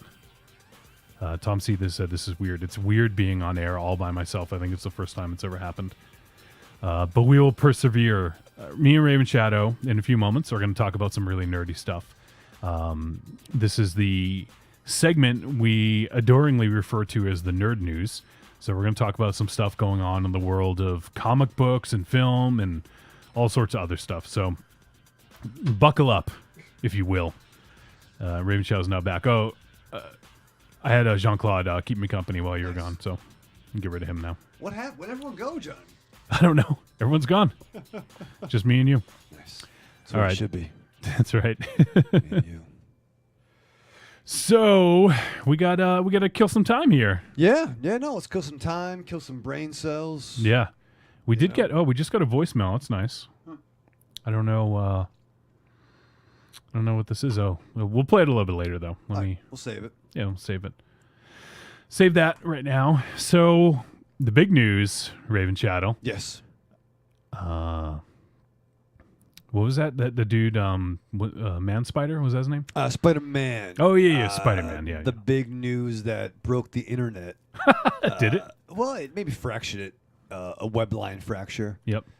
If you will, was that it appears that Sony and Marvel reached a deal where the wall crawler is going to be at least able to guest star in some of the Marvel Universe movies. And that deal, supposedly, is no dollars exchanged. They're just like, yeah, you can use them. Really? Yeah. So I think it was just because they want to rub off of Marvel's, off of Marvel. They just want to rub off them, you know? Rub on them, maybe. Yeah, I'm going to rub one out. From what I've read, so it seems like it's like a team-up deal where Sony's going to retain the creative rights to the character. Yeah. With ideally all new Spider-Man. Garfield's out. Shit, I really like Garfield the cat. Yes, and Odie, he's fucking done. But no, Andrew Garfield was fine. I actually haven't seen any of those films with him. So. The kid was fine, and they kind of gave him the keys of the kingdom and kind of pulled it away. But supposedly a new Spidey flick is going to drop in 2017 with, I mean, I can only assume he might appear in an Avengers sequel or potentially Cap 3. Yeah, the thing I figured was, I wonder if he's going to, I mean, I don't know, it may be too late, but I could see a tiny little cameo if they cast somebody. They could probably shoot something for the end of Avengers Age of Ultron. Very much so. Like what Tiny said, like the shawarma scene, you know, if Spider-Man shows up. Which was filmed before the day before the flick dropped, something like that. Like, didn't they like film it? Was it quickly? Oh, I had no idea. It was something quickly that they did. But I mean, I don't know if they are going that Civil War route. I kind of see a heck of a trailer being Tony Stark announcing, much like in the comic, the initiative. And then Peter Parker coming out saying, my name is Peter Parker, and I've been Spider-Man since I was 15 years old. Unmasked. Mm-hmm. There's the trailer. You know, it's interesting. I would love to see Spidey and the team. Someone else joked they just do a scene of Spidey showing up at Avengers Mansion to be like, hey, guys, what'd I miss? Yeah. And all of a sudden, that makes sense. Yeah. But no, let's grab Hugh Jackman. Let's grab, everybody else. Let's just fucking make some films. Fuck it. Well, I don't think Fox is going to go for that. So Kevin Feige, how do you say his name? F. Yeah, the Kevin F guy. He is going to be basically like a co-producer on the new film, or on the property probably. So I mean, he's obviously been sort of gold. Whatever he's touched so far in the Marvel cinematic universe has turned to gold. So I think that's a good thing. Although Sony apparently retains, they have the final say. They have like the last say. But if they were smart for doing and the reason to do this is because you want your franchise to be successful, right? It's all a win-win, and they had really big aspirations of their Spidey brand becoming like an Avengers, where they wanted to go ahead and do a Sinister Six movie, maybe spin off. Yeah, and I think they're still Venom. doing that. But I've not seen Amazing 2. It's looked kind of clunky with a lot of villains, Electro, Rhino. But I did like Andrew Garfield as Spider-Man. Yeah. And he was fun. They're going to reboot it, but we'll see. But it's big news, and it's a heck of a poster. The let's see. Oh, let me get. Speaking of posters, let me get rid of the Shakma poster here. That'd be best. Yeah. So, and yeah, apparently this deal has now pushed off some release dates. I don't know if you saw this as well. I read about it. Yeah. So it looks like because Spider-Man was supposed to come out the same day as Thor Ragnarok, now what they did was they pushed the release dates forward of a few other films. So Thor Ragnarok was originally slated to be July 28th, 2017. It's now moved to November 3rd, 2017. Black Panther now got pushed back and will be released on July 6th, 2018. Wow. And Captain Marvel moves to November 2nd, 2018. And Inhumans will shift to July 12th, 2019. Jesus. I mean, it seems like fucking forever, right? 4 years from now. Like, it sucks is that I'm now seeing my age when these movies will come out. Yeah. And it's like, you're like, all right, well, oh shit, I'll be in my 40s when that comes out. Fuck. I'm not gonna see it. Fuck it. I don't want to watch that movie. So basically, what they did was they took Spider-Man and just put it right there, and then moved the other ones back. So it'll be interesting. I mean, it's fucking cool, right? I mean, like it sort of wasn't really the Marvel universe without Spidey in the cinematic universe. So now they're gonna be able to include Spidey, and it really changes the game now that you have Daredevil, Punisher, Power Man, Iron Fist, all in that world, along with whoever's brought into Agents of S.H.I.E.L.D. Mm-hmm. It's really the only really missing thing is Hugh Jackman one more time as Wolverine. Is really all you're missing. Yeah. Maybe an FF character, Silver Surfer. I mean, are they just biding their time till they get all the pieces to do the Infinity Gauntlet? I don't know. Maybe. Because it's the Infinity War set after Age of Ultron. But Age of Ultron is, I don't know. There's a lot that could be had. Yeah. In the years to come. Yeah.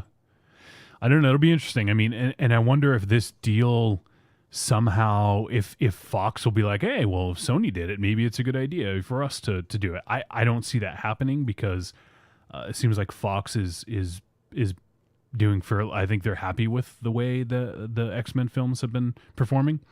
And the Fantastic Four film will be a real, barometer to see, because I don't know. I just don't have high hopes for that franchise and how they're trying to revamp it, I saw the trailer. Wasn't that blown away? No. It honestly looks like it's set in DC's world, right? It looks bleak and dark, and it didn't seem like a Marvel film, and I understand that's not part of the Marvel Cinematic Universe that Disney owns now.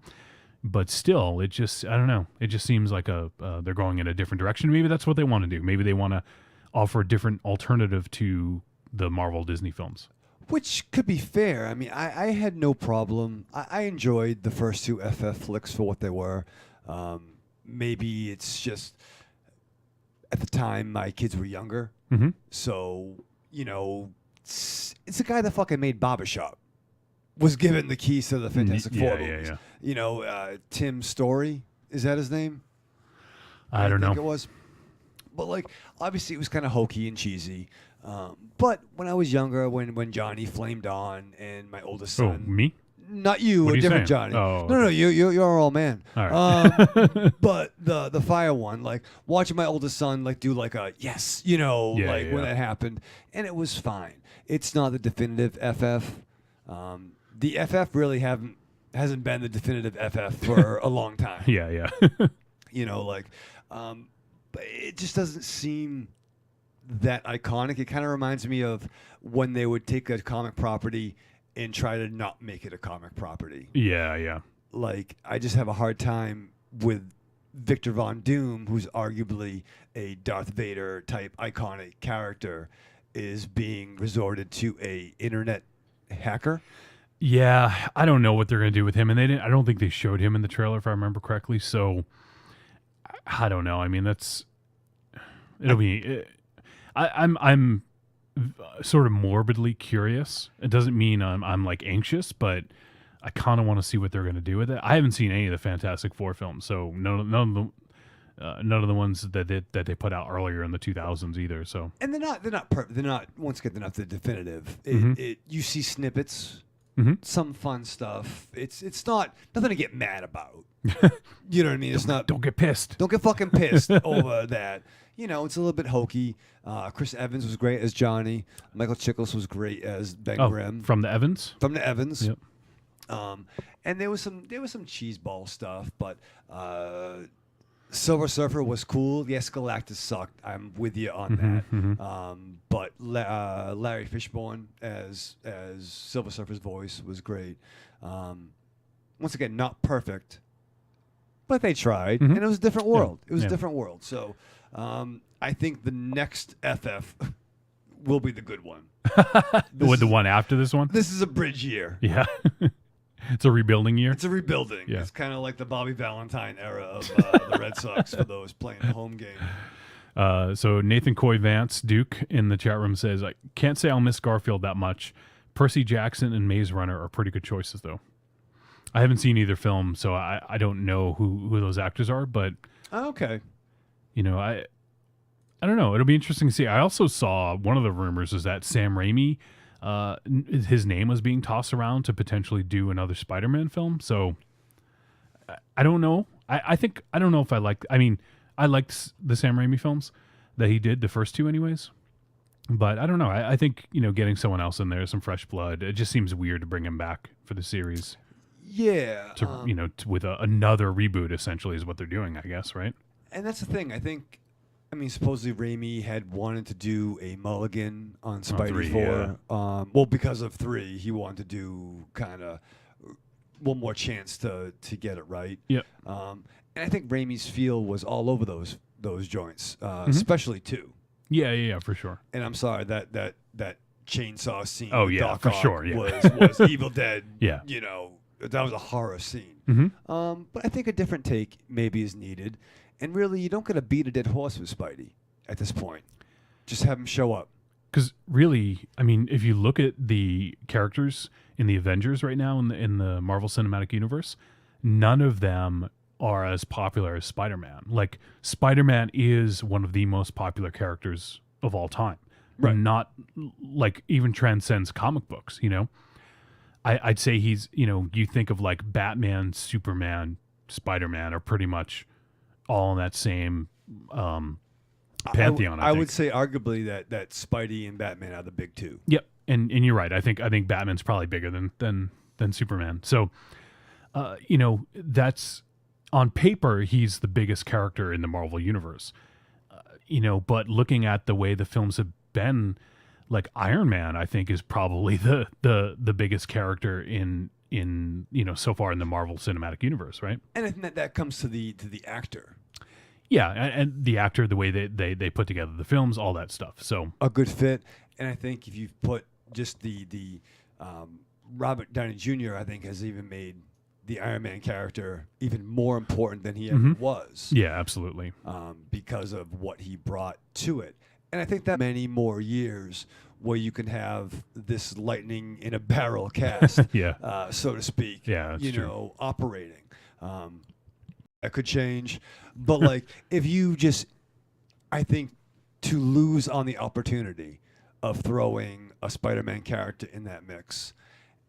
And even I'm taking it back to throwing a Hugh Jackman, who is like fucking Dorian Gray now. He's getting more and more perfect every year.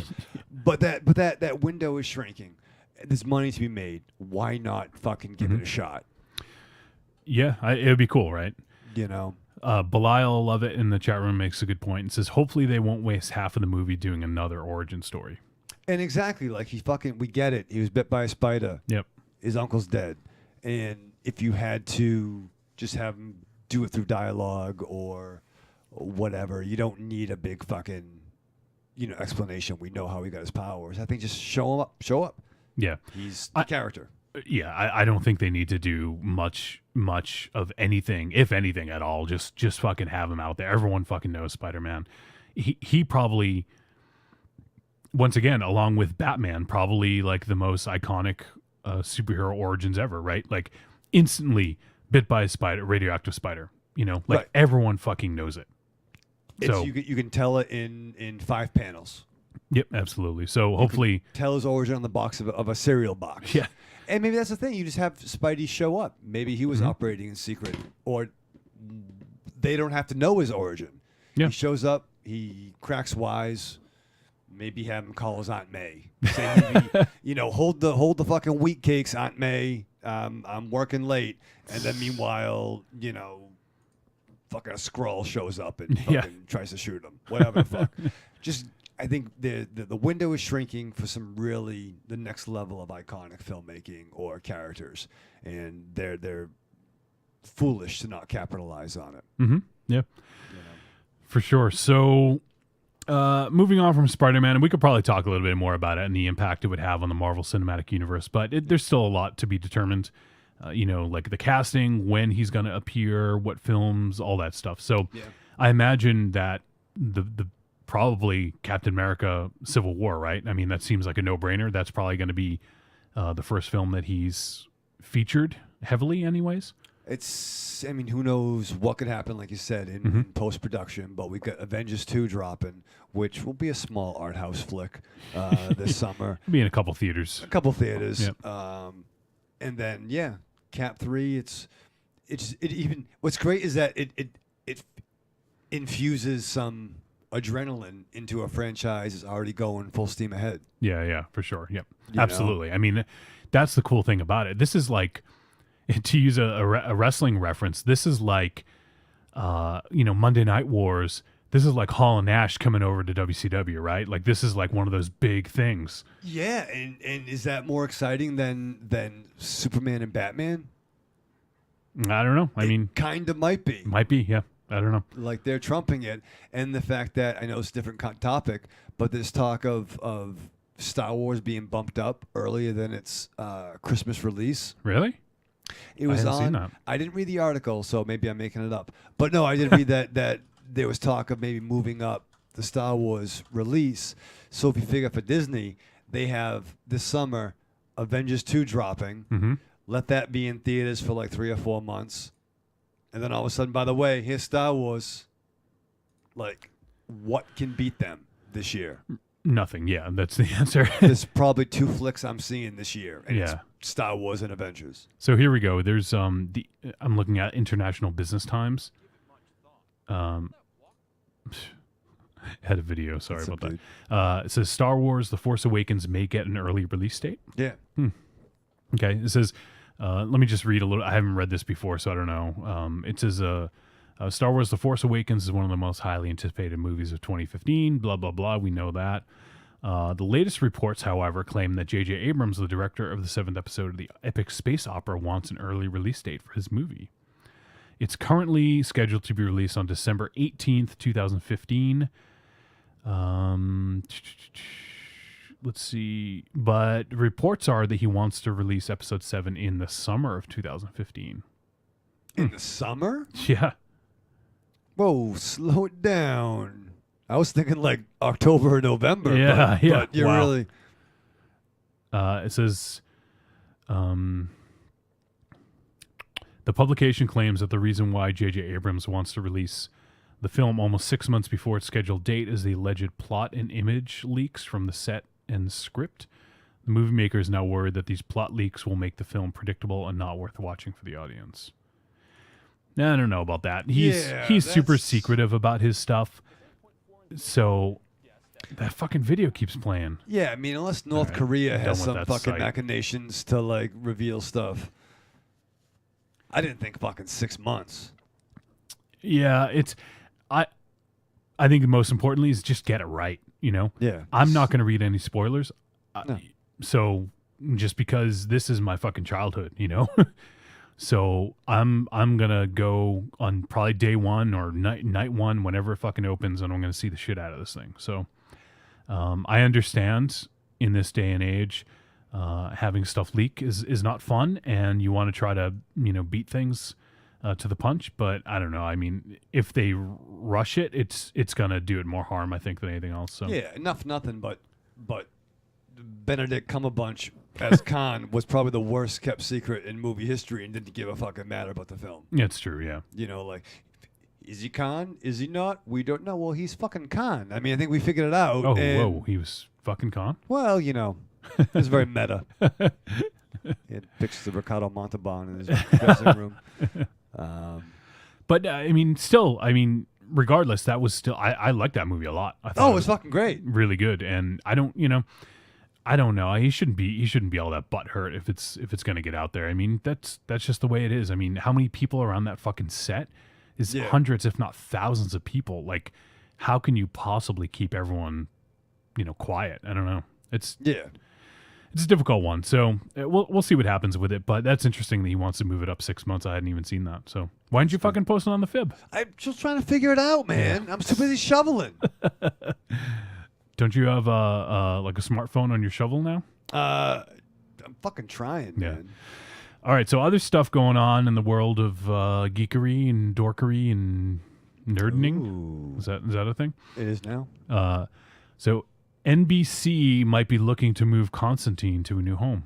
Yes. Have you seen Constantine yet? I know you saw some episodes. Have you watched any more? I'm still on the first 2 episodes. Okay. I did hear there was an episode that invoked very similar to the tragedy of a couple years back, the Station nightclub in Rhode Island, and there was this episode that seemed to invoke shades of that. Weird, because unless it was one, I haven't seen it since it came back on the air in January. I have them all on the DVR, the building up, but so I don't know if it was in the last month or so. It might have been recently. Okay, so I have not seen it then, but there's some cool stuff. I mean, it definitely I think he's great. I think I can't remember his name, John Ryan, I think is that his name? I don't know. He's great. He's fine as John. He's a very Tim Bradstreet John Constantine, which I'm a huge mark for. Yeah, I think he's awesome. Like I think he's a great Constantine. He even smokes. Is he smoking more now? A little bit. Like I've only seen him smoke like 2 or 3 times, but I don't even know if they're silk cuts or not. But he'll pull one out, you know, put it up to his mouth. I figured you do like that. I do. But I don't know. I mean, I dig the show. It's a little bit too much Monster of the Week for me. And not that I'm against that, but I think I'd like to see them I mean, they have introduced some characters like Papa Midnight and some other characters that you've seen. Chaz, right? Chaz. So there's some other characters. And Zed was in the comics, old school original run. That's right. Yep. And you know, there's some cool stuff. They're doing some cool stuff with it, and it's for an NBC show. NBC. They do some pretty cool stuff, and it gets dark at times, and it looks great. Like they definitely have a budget. They do some really cool stuff with it. And it's fucking Constantine on TV. Like, it doesn't get much better than that for a fan of Hellblazer, you know? It could get a little better. I know. Okay, I agree. But seeing it on NBC is fucking cool. But I think they could do a better job of it. And so some of these rumors are, it's one of the most talked about shows on Twitter, apparently. Yeah. I guess Nielsen has like Twitter ratings now, and it's always talked about on Twitter, but the ratings aren't quite what they want it to be. And for a show on NBC, they probably wanted to have better ratings. And, I don't know if Friday night is the right slot for it. I don't know. Apparently Friday nights aren't great. Well, that's always been the death knell for genre shows. I mean, going back to Adventures of Briscoe County Jr., Firefly, fucking Mantis. Remember that shitty show? You know what I mean? Like any kind of sci-fi. Just throw it on Friday. Joint. It's the wrong time, even in the DVR world. Yeah. I do like the fact that apparently, out of all what WNBC owns is the Sci-Fi Channel, and they're looking to trying to rebrand themselves. Yeah, where they kind of screwed the pooch, like. All this, they become the house that Sharknado built. Yeah. And whatever nonsense, radioactive black belt hamsters, whatever the fuck. But all these genre shows are very popular now. And like AMC, Walking Dead should have been on Sci-Fi. Like, you know what I mean? Right. In their eyes. Or Flash could have been on that. All these, hell, maybe even Game of Thrones in a weird parallel universe. Like, if they didn't want to have a budget, but like or butts or a lot more than that actually. Yeah. Khaleesi, all day, but they need to reclaim their mantle, so to speak. So their mantis. That was a shitty show. A fucking paraplegic superhero that has to wear armor. That sucks. Remember that? No, you know why? Because it sucked. No. It was on Friday nights. Back in '93. It was a bad I don't remember. It was a bad show. It was a bad show, Mantis. And it was like one of those, what do you call it? It's like SHIELD acronym, like SCUBA. Oh, yeah. Scuba Steve? Scuba Steve. Nathan Coy Vance says Grimm seems like the perfect lead-in for Constantine. And I agree. I mean, I haven't seen Grimm, but I mean, it seems like a great lead-in into Constantine, but I don't know. Yeah, I mean, I would have liked Grimm the first time I read it in a comic called Fables. Fables, yeah. But, and to be fair, I may have said it before, but WNBC or ABC was trying to adapt it for a show. And then 5 years later, there's Ever After and fucking Grimm. Yeah, I know what you mean. Not for nothing, but... Tom C. says, I think Gotham is pretty piss poor.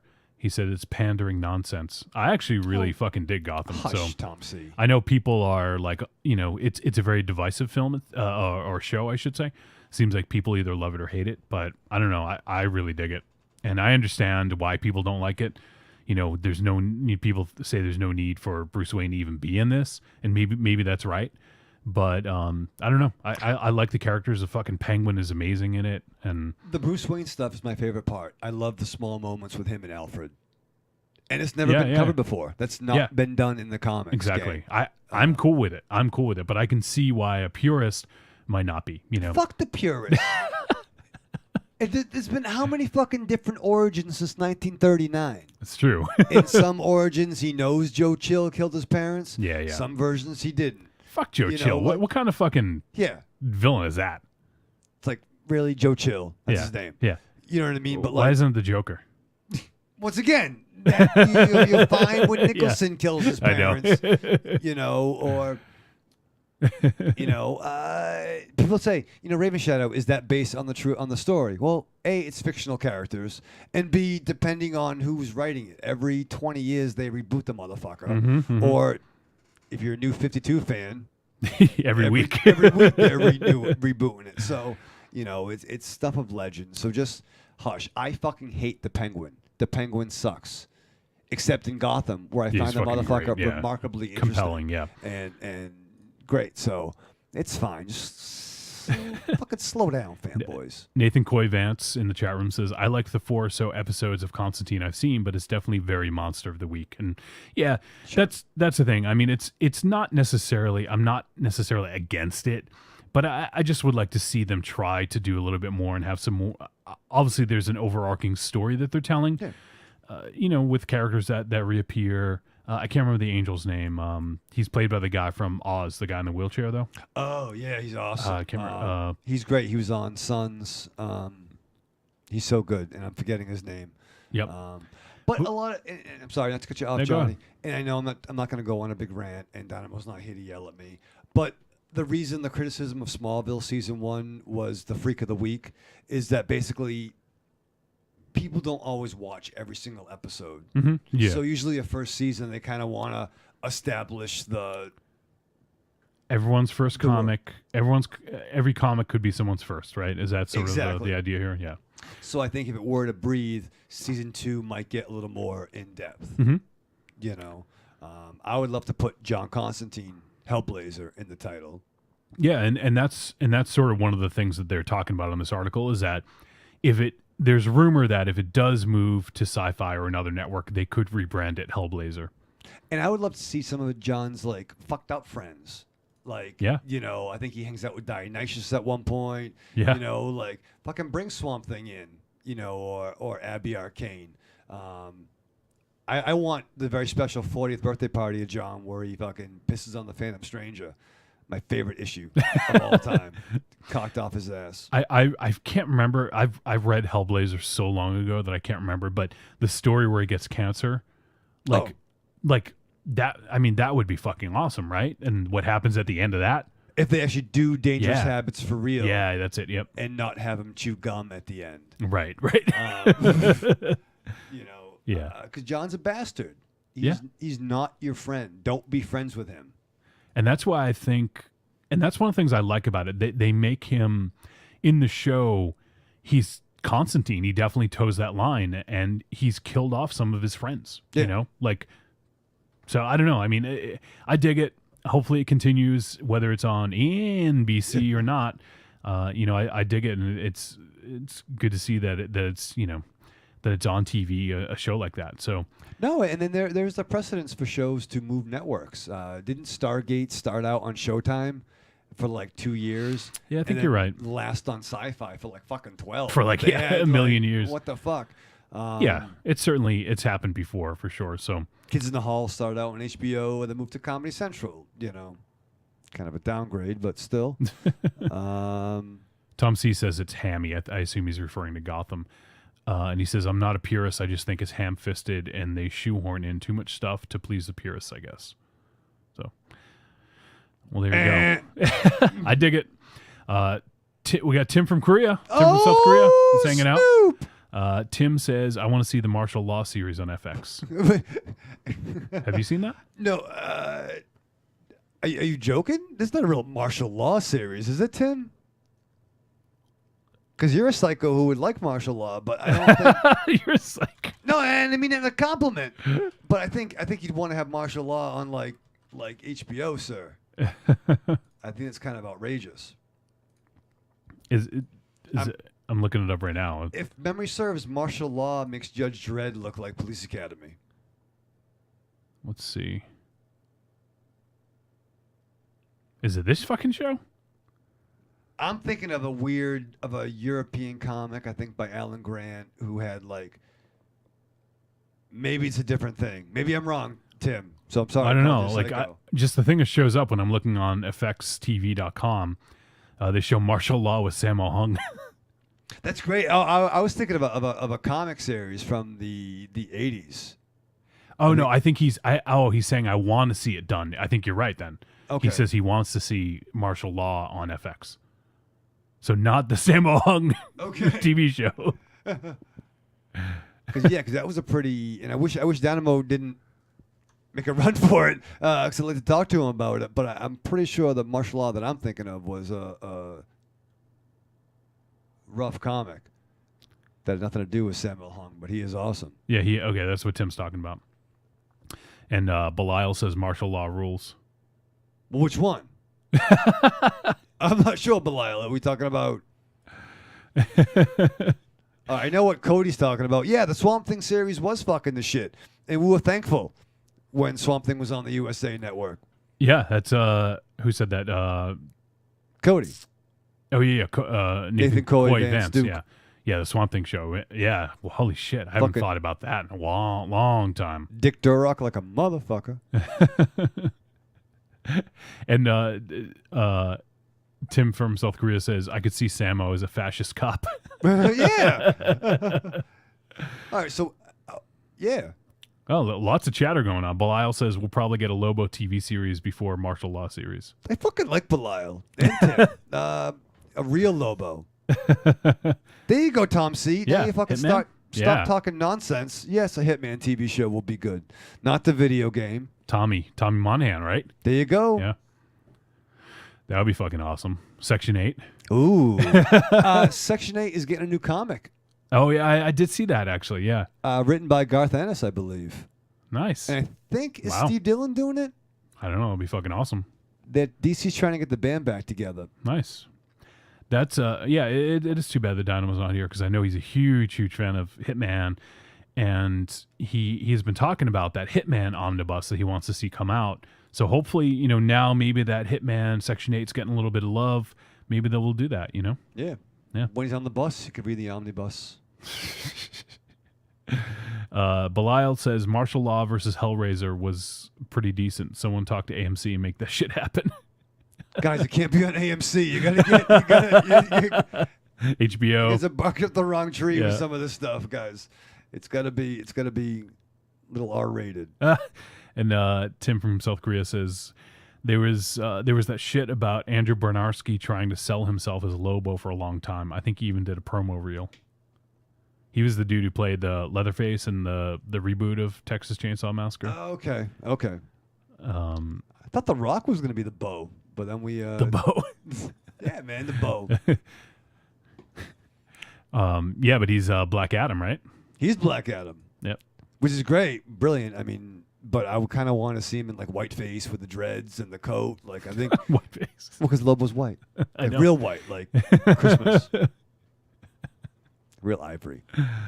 That'd be exciting. What else are going on? So I haven't seen the new Walking Dead yet. I know it just came back on the air now. Did you watch it? I did. I did Okay, see it. So I think I saw a spoiler, which sucks. But yeah, it's something from the comic book that happens. Watch it. Darabont directed it. Okay. I was happy with Cool. it. Yep. I've heard some criticism. Darabont directed it? No. Okay, I was The gonna other say guy. he was the showrunner. The guy with the ponytail. I'm fucking it up and sounding like an asshole. The other motherfucker that's not Darabont. I fucked it up. Delete this. Johnny. not Gail Ann Hurd, right? No. Okay. I'm totally floundering right now. Somebody pretty fucking important. I'll find it out though. Yeah. Just so we can get that out you. there. Season 5. Let's see. This is just characters I don't care about. All right. Belial, you're kind of getting a little crazy. Danny Trejo should be the Bow. Actually, no, that Scott Gimple? Scott Gimple. Who the fuck is that? I went to high school with him. Glenn Mazzara? Yes. No. Greg Nicotero? There you go. All right. I think it was him. Or I'm wrong. Fuck Okay. it. I was shoveling a lot. Danny Trejo as the Bow could be interesting. I think Danny Trejo would be a good Jonas Glim, if you get that reference. That was the Bow's buddy in the ongoing DC comic. That'd be kind of exciting. Tom C is going off topic with, what was that comic out a year or two ago where if it went to a certain issue, Raven Shadow had to watch a Serbian film? That was Vibe, Tom C. Vibe. and that's not... I think Adrian Zemed could be a good Vibe. Adrian Zemed? Remember him? From Yes. Bachelor Party? Of course I do. And I always thought Michael Dudikoff would have been a good Iron Fist. Circa 1987. With Steve James as Power Man. Like, just do the American Ninja. What about Steve Jobs? Oh wait, never mind. No, I would fight Steve Jobs. Now. No, yeah. And Ashton Kutcher. So, let's see. Is there anything else? There's some... our buddy Jenny Isme posted a cool link. 64 completely true facts only nerds will appreciate. Did you take a look at this? I did. There's a couple some interesting ones on there. I liked, and I might have been one or two I was skeptical of. Yeah. There's a lot of, I mean, Yeah, I only read like 10, and I was like, okay, I'm done. Let me look at I'll look at the list real quick and see. I'm not quite sure of the Bruce Wayne owning the Daily Planet thing. I think some of that might have been weird storylines that. I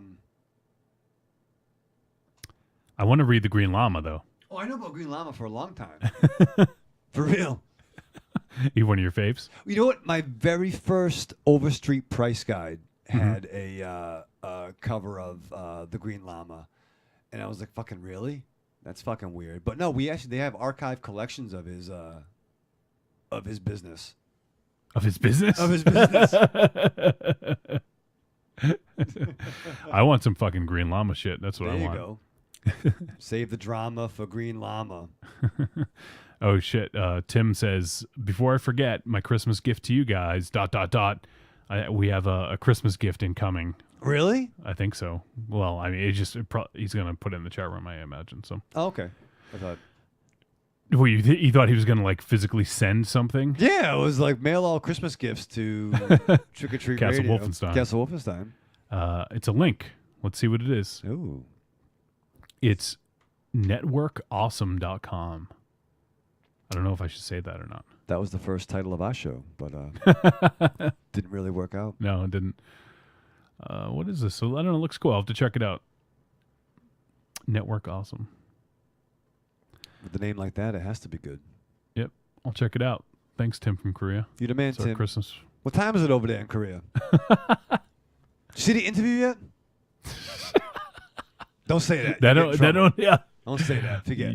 Say no. Say no, Tim. Well, thankfully he's in South Korea. Where's the good one? South Korea. No shit. Yeah. Oh yeah, we've seen that then. You've seen that.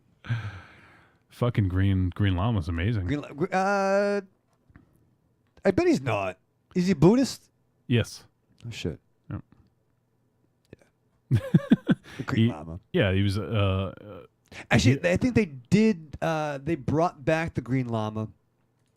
In Alex Ross did a story work for Dynamite called Project Superpowers, where he took a whole bunch of like basically the characters that weren't either owned by anyone locked up. I think a lot of public domain characters, and then put their spin on them. And he had a different name, or maybe it was Green Llama. But I bet if you did Alex Ross Superpowers, you would have some kind of fucking artwork of a modern day. Thanks. Probably some artwork with yeah.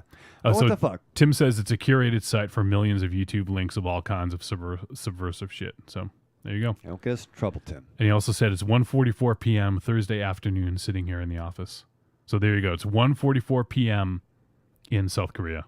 Oh shit, that's far into the future. He is. Tim is in the future right now. Did you get the new Star Wars movie yet? I heard that J.J. Abrams was going to put it on ahead of schedule. How's Age of Ultron? Yeah. You see that yet? Did Spidey show up at the end? He says, I saw the interview and would have rather watched Jerry Lewis and Dean Martin. That's fair. Yeah, that's fair. Yeah. Tom C. says, I'm in my pajamas and it's a real loose and roomy in there. Okay. Okay, a lot of room to work with. So I think that might be it for nerd news. We have, this is sort of relevant, I think. We have a voicemail. I think this is from the Home Office once again. They keep sending us shit. I don't know who the Home Office is, but yeah. Let me go ahead and play this voicemail. Let me get the sound on. That would help, huh? All right, here we go. Hello. We here at DC Comics would like to congratulate that other comic book company for reaching a financial arrangement with Sony Pictures that will allow them to put millions of dollars of their own money into a franchise that's been rebooted more times than Windows Vista. We are, of course, talking about Spider-Man. And what an original character he is. If only we could have come up with a character whose parents are dead, who decides to fight crime after a family member dies, who wears a costume based on an animal that scares people, who swings through the city on a rope he can shoot out at nearby buildings, who loses a girl he loves at the hands of his greatest enemy, and whose closest friend turns into a two-faced villain and tries to kill him. But whatever would we call him? Still, it doesn't matter what they do. In the end, we here at DC Comics will succeed for two main reasons. Number one, we own the movie rights for all of our characters. And as for number two,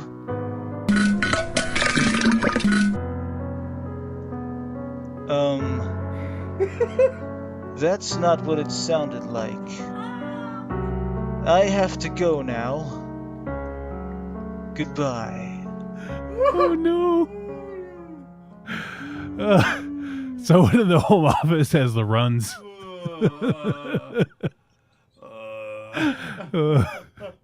Oh wow.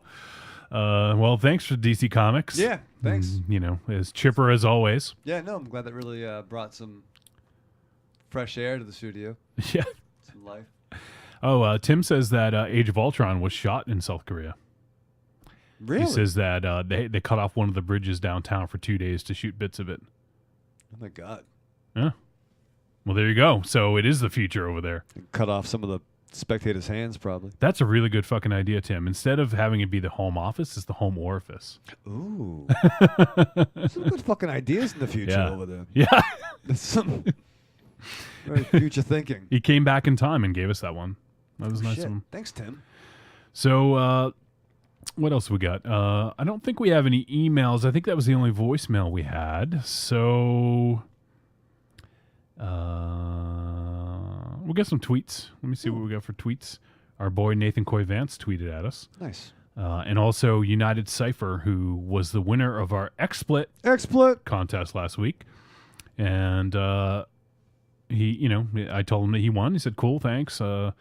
And he gave me his email address. So thank you to United Cypher for entering and for winning the XSplit contest. And also Myra, our good friend Myra from the Evil Streaks, won the Amazon contest. So it's not limited to, anyone. If you're a friend of ours, friend of the show, if you want to enter any of our contests, please feel free. So there's some 8x10s coming your way. with the shirt. Yeah, I'm wearing a shirt in the photo. Okay. Good. Thanks. I can make some new ones. Nobody wants that. So Nathan Coy Vance Duke says, love the New Japan Pro Wrestling coverage. I'd be in favor of more wrestling coverage in general, actually. Nice. Cool. Thank you, Nathan Coy Vance Duke, Luke, Bo. I think his name needs to be longer. Yeah. And he also said, I know it's a little soon, but some talk about this next NXT show would be cool. Nice. And Nathan Coy Vance is talking about NXT show was tonight. I think it was from 8 to 10 or whatever. But anyways, NXT is, for those who don't know, is on the WWE Network. It's their developmental league, and it's pretty fucking awesome. It's got some of the best wrestlers from the indies and internationally over the last few years working there. Like 2 matches they had tonight on the show. I haven't seen it yet because we've been recording this, but there was Sami Zayn, who a lot of people know as former El Generico, and Kevin Owens, who is Kevin Steen, were fighting for the NXT Championship tonight, and also Dynamo's boy Prince Devitt, who is now known as Finn Balor, was fighting. He used to be known as Pac, but is now Adrian Neville. So I'm sure that was a fucking incredible show, and I'm looking forward to maybe watching it after we get off the air. Ooh. So thank you, Nathan Coy Vance, for contributing tweets and also in the chat room live. Yeah, big ups yourself. Big ups yourself, absolutely. So I guess, I don't know, we're winding down here. We could go on to some more nerd news and talk, but I don't know, I don't want to get too carried away here. There's some lots of stuff going on. And let's talk about next week. Next week, we're going to watch, as we talked about, What We Do in the Shadows. And we're also going to watch Turkish Star Wars. I can't wait. You excited for that? I am excited for that. We should have a party. You want to have a party? Yeah, get some Turkish taffy. We might be fucking snowed in again this weekend. So Fucking sucks. Really fucking sucks. It's dumb. We should fucking start burning styrofoam and spraying aerosol cans up in the air and get that fucking global warming thing happen. It's dumb. Is it snowing in Korea, Tim? Probably not right now. I don't know. He says, Tim says, it's amazing what can happen behind the scenes when you're too busy trying to suck. I think he's talking about WWE. Okay. I mean, you look at what the WWE had pushed, and then you had guys like Malenko. Dean Malenko. Dean Malenko. Yeah, we had a whole song for Dean Malenko. Yeah, it was awesome. What's fucking Steve Blackman? His pants are black. Yeah, he'll bend you over and punch you in the sack. That's what I say. Tim says no snow, but it's colder than a mother-in-law's love. That's fair. That's a fair assessment, Tim. Just like back home. So I think that might do it, Raven Shakma. Raven Shakma. Yes. You like that? No? I do like that. We really get the full... NXT ruled tonight. Start in on it, but yeah, it looked like a great show. So maybe we will talk about that a little bit. I don't know if we'll do a full feature on it. I don't know. I'm definitely super curious to check it out, and looking forward to seeing it. And Tom C, learn how to fucking type. Seriously, I mean, now it's not even a line now. It's just a black bar. Yeah, Balls and sorry, Raven Shadow and I. So Sin and Bam Bam again. That's some fucking. I'm down for that. Thank you to everyone for hanging out. We got a lot of people hanging out now. More people now than get a quesadilla on your way home, or what do you? Case of something. In case of brews. In case of something. No, I'm excited. I got some pie taste at the house, so I'm gonna. What, leftover pie taste? Yeah. What kind? I don't know. Wife got it. I Yeah, I thought it's waiting for me. All right, okay, I gotcha. I can't wait. I got some pie, a couple of brews. I got 2 nips of Jim Beam Black. I'm really excited for. So it's a regular Wednesday for you. Yeah, no. That's my justification for making it home alive. Yeah. So awesome. Tim says, night, guys. Take care. I'll try to listen in next week. You're the man, Tim. You're the man, Tim. Thanks for tuning in from the Tom C. I'm not really thanking Tom C. Why? He's got because he's fucking got black bars. He has 2 black bars right here. We got Belial Lovett hanging out. Belial Lovett, my new noogie. We got Jeanette. Oh, Jeanette's in the house? Yeah, Jeanette was I in was the house just a while watching ago. Jeanette's Why the Last Man review. That's clear? Yeah. No, it's not actually. You can't see it. He called you an asshole. Shocking audiences Audiences everywhere. So, do you want to do it, or are you going to get in trouble if you do it? I'll get in trouble. We're already in trouble, Johnny. So maybe we should just do something a little bit different. Remember, children, live fast, love hard, die with your mask on. All right. Do that. Do that this week.